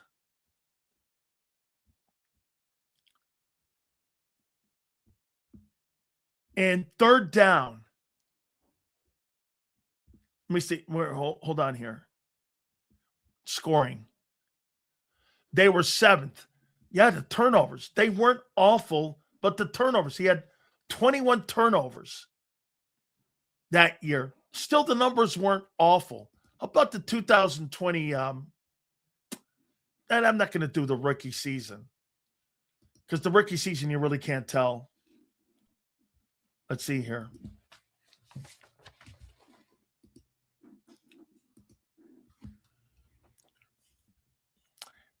We were predictable, but there are ways to switch the running game around, move Jalen around. Let's see here. And get this. This is because of the run game. Folks, the numbers are misleading because it was the run game that put those numbers. Watch. Here, we'll do it again. 2021 Eagles. It's misleading because in 2021, the Philadelphia Eagles were 28th in passing. They were 1st in rushing.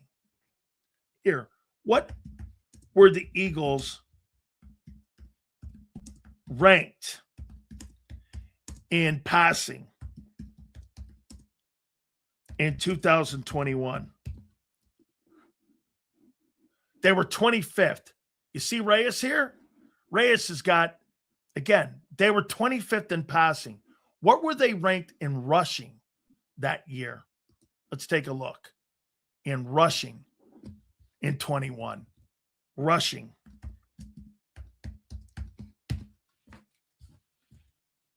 The Eagles were ranked 1st. You were 25th in passing and 1st in rushing. Let's go here again.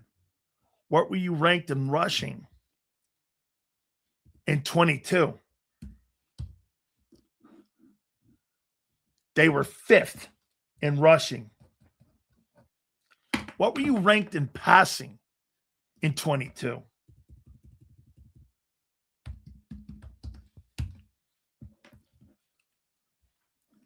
That's the year in 22. They were 9th. That's the best year that he had so far as a starter. Now watch this, 23. What were you ranked in passing in 23? You were ranked 16th. What were you ranked in rushing in 23? Rushing.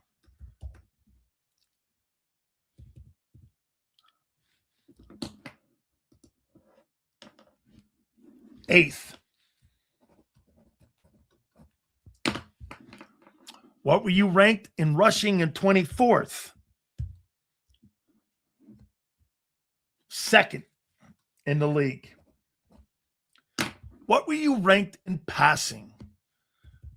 The rushing numbers completely are misleading on the total offense. What were the Eagles ranked in passing in 24? Or they ranked offense and they were 29th in passing. What were they ranked in rushing or 25 in passing? They were ranked 23rd. And what were they ranked in rushing this past year? I think they were lower.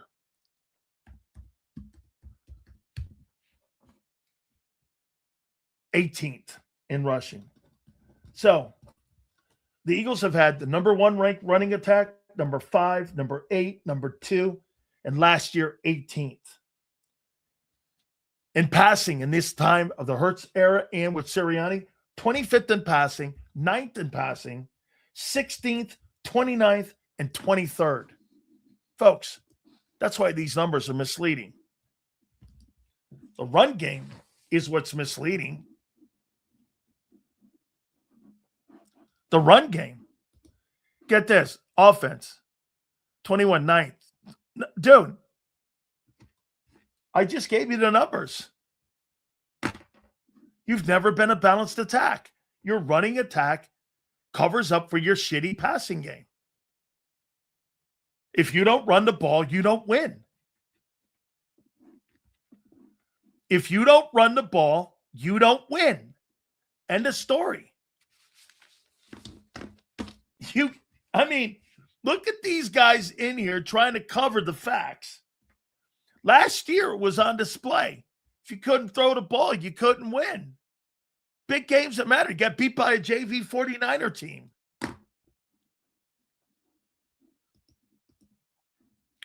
Hurts is also one of the best rushing quarterbacks in history. So let me see here. How many touchdowns does Jalen Hurts have rushing? How many TDs? How many TD rushing does Jalen Hurts have? Career. 63.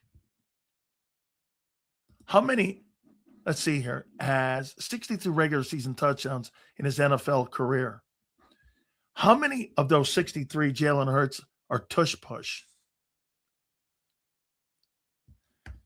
How many of Jalen Hurts's 63 rushing touchdowns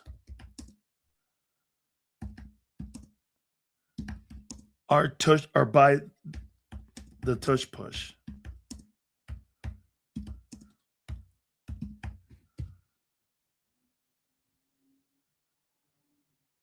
$36 of them. 57% of Jalen Hurts' rushing touchdowns are because of the tush push. Half of them.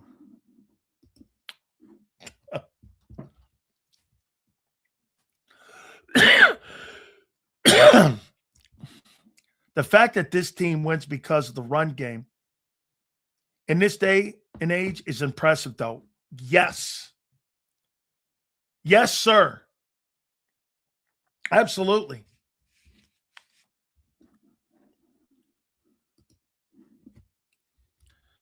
That's way less than I thought. Yeah, well, I think about half of those. I don't think that's awful either. I don't, When you're playing the possession game, running the clock, your passing stats suffer. That always plays a factor. We don't want shootouts. It's not a strength. Completely agree.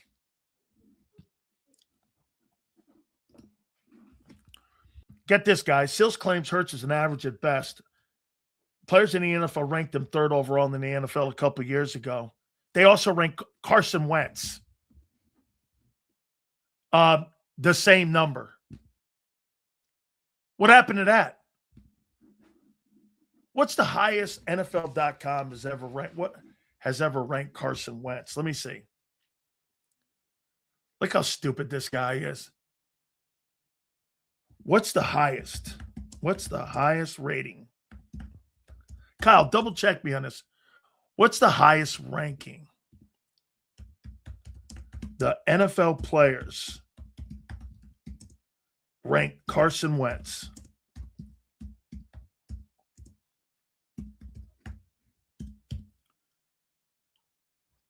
Third. Huh. Carson Wentz and Hurts have a lot in common. Let's see. Is that Jalen Hurts too? Was it third?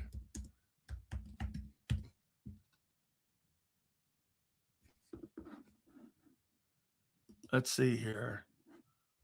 What did they rank him third one year? Yeah, you and Carson Wentz, dude. Way to go, Jay. Nice. That's good stuff, Jay. Yeah. And Hurts that year played that way. Did he continue to? No. He got injured. He had to continue to play that way. He would have. Hurts has continued to play at the top level over the course of his career. He's never played as an elite player in this league on a consistent basis, except for 2022, dude. That's why they're changing the offense.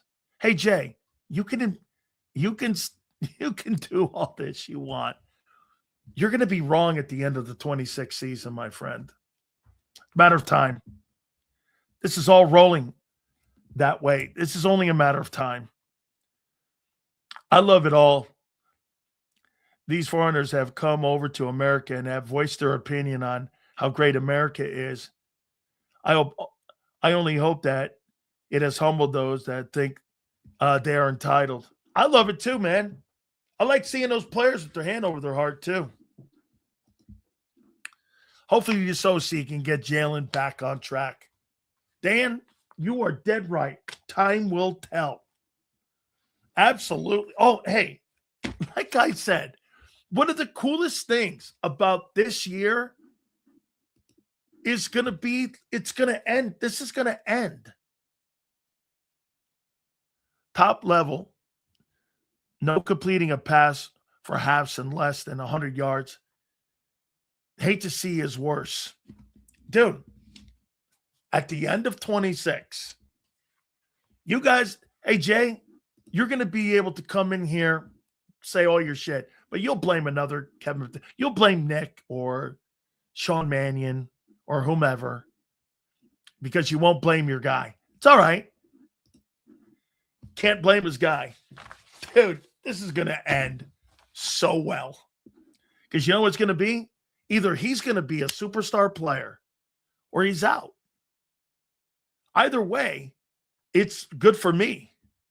If he goes on and he has a great season, wonderful. That's great content. And hey, and for the record, like I said, we'll see.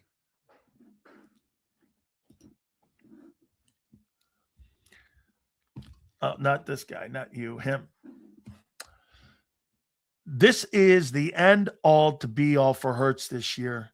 Can't hide from it. No. Guys like this, whomever, DFW, this won't have any other excuses. Right, Dan? We're going to know this year. I mean, we will know. All right. We appreciate each and every single one of you. Thank you very much. We'll see you tomorrow going 2 to 6, and we'll see you on the flip side. There's a reason Detective Johnson is the gossip king. Oh, did you hear? Jackie and Tom are getting a divorce? Mm-hmm. Sad. Well, I heard that Ashley had work done on her face? Yeah, oof. Just like there's a reason Morgan & Morgan is America's largest injury law firm. Injured? With over $25 billion recovered for our clients, there's a reason to go big. bathroom? Okay. Morgan & Morgan, America's largest injury law firm. Oh.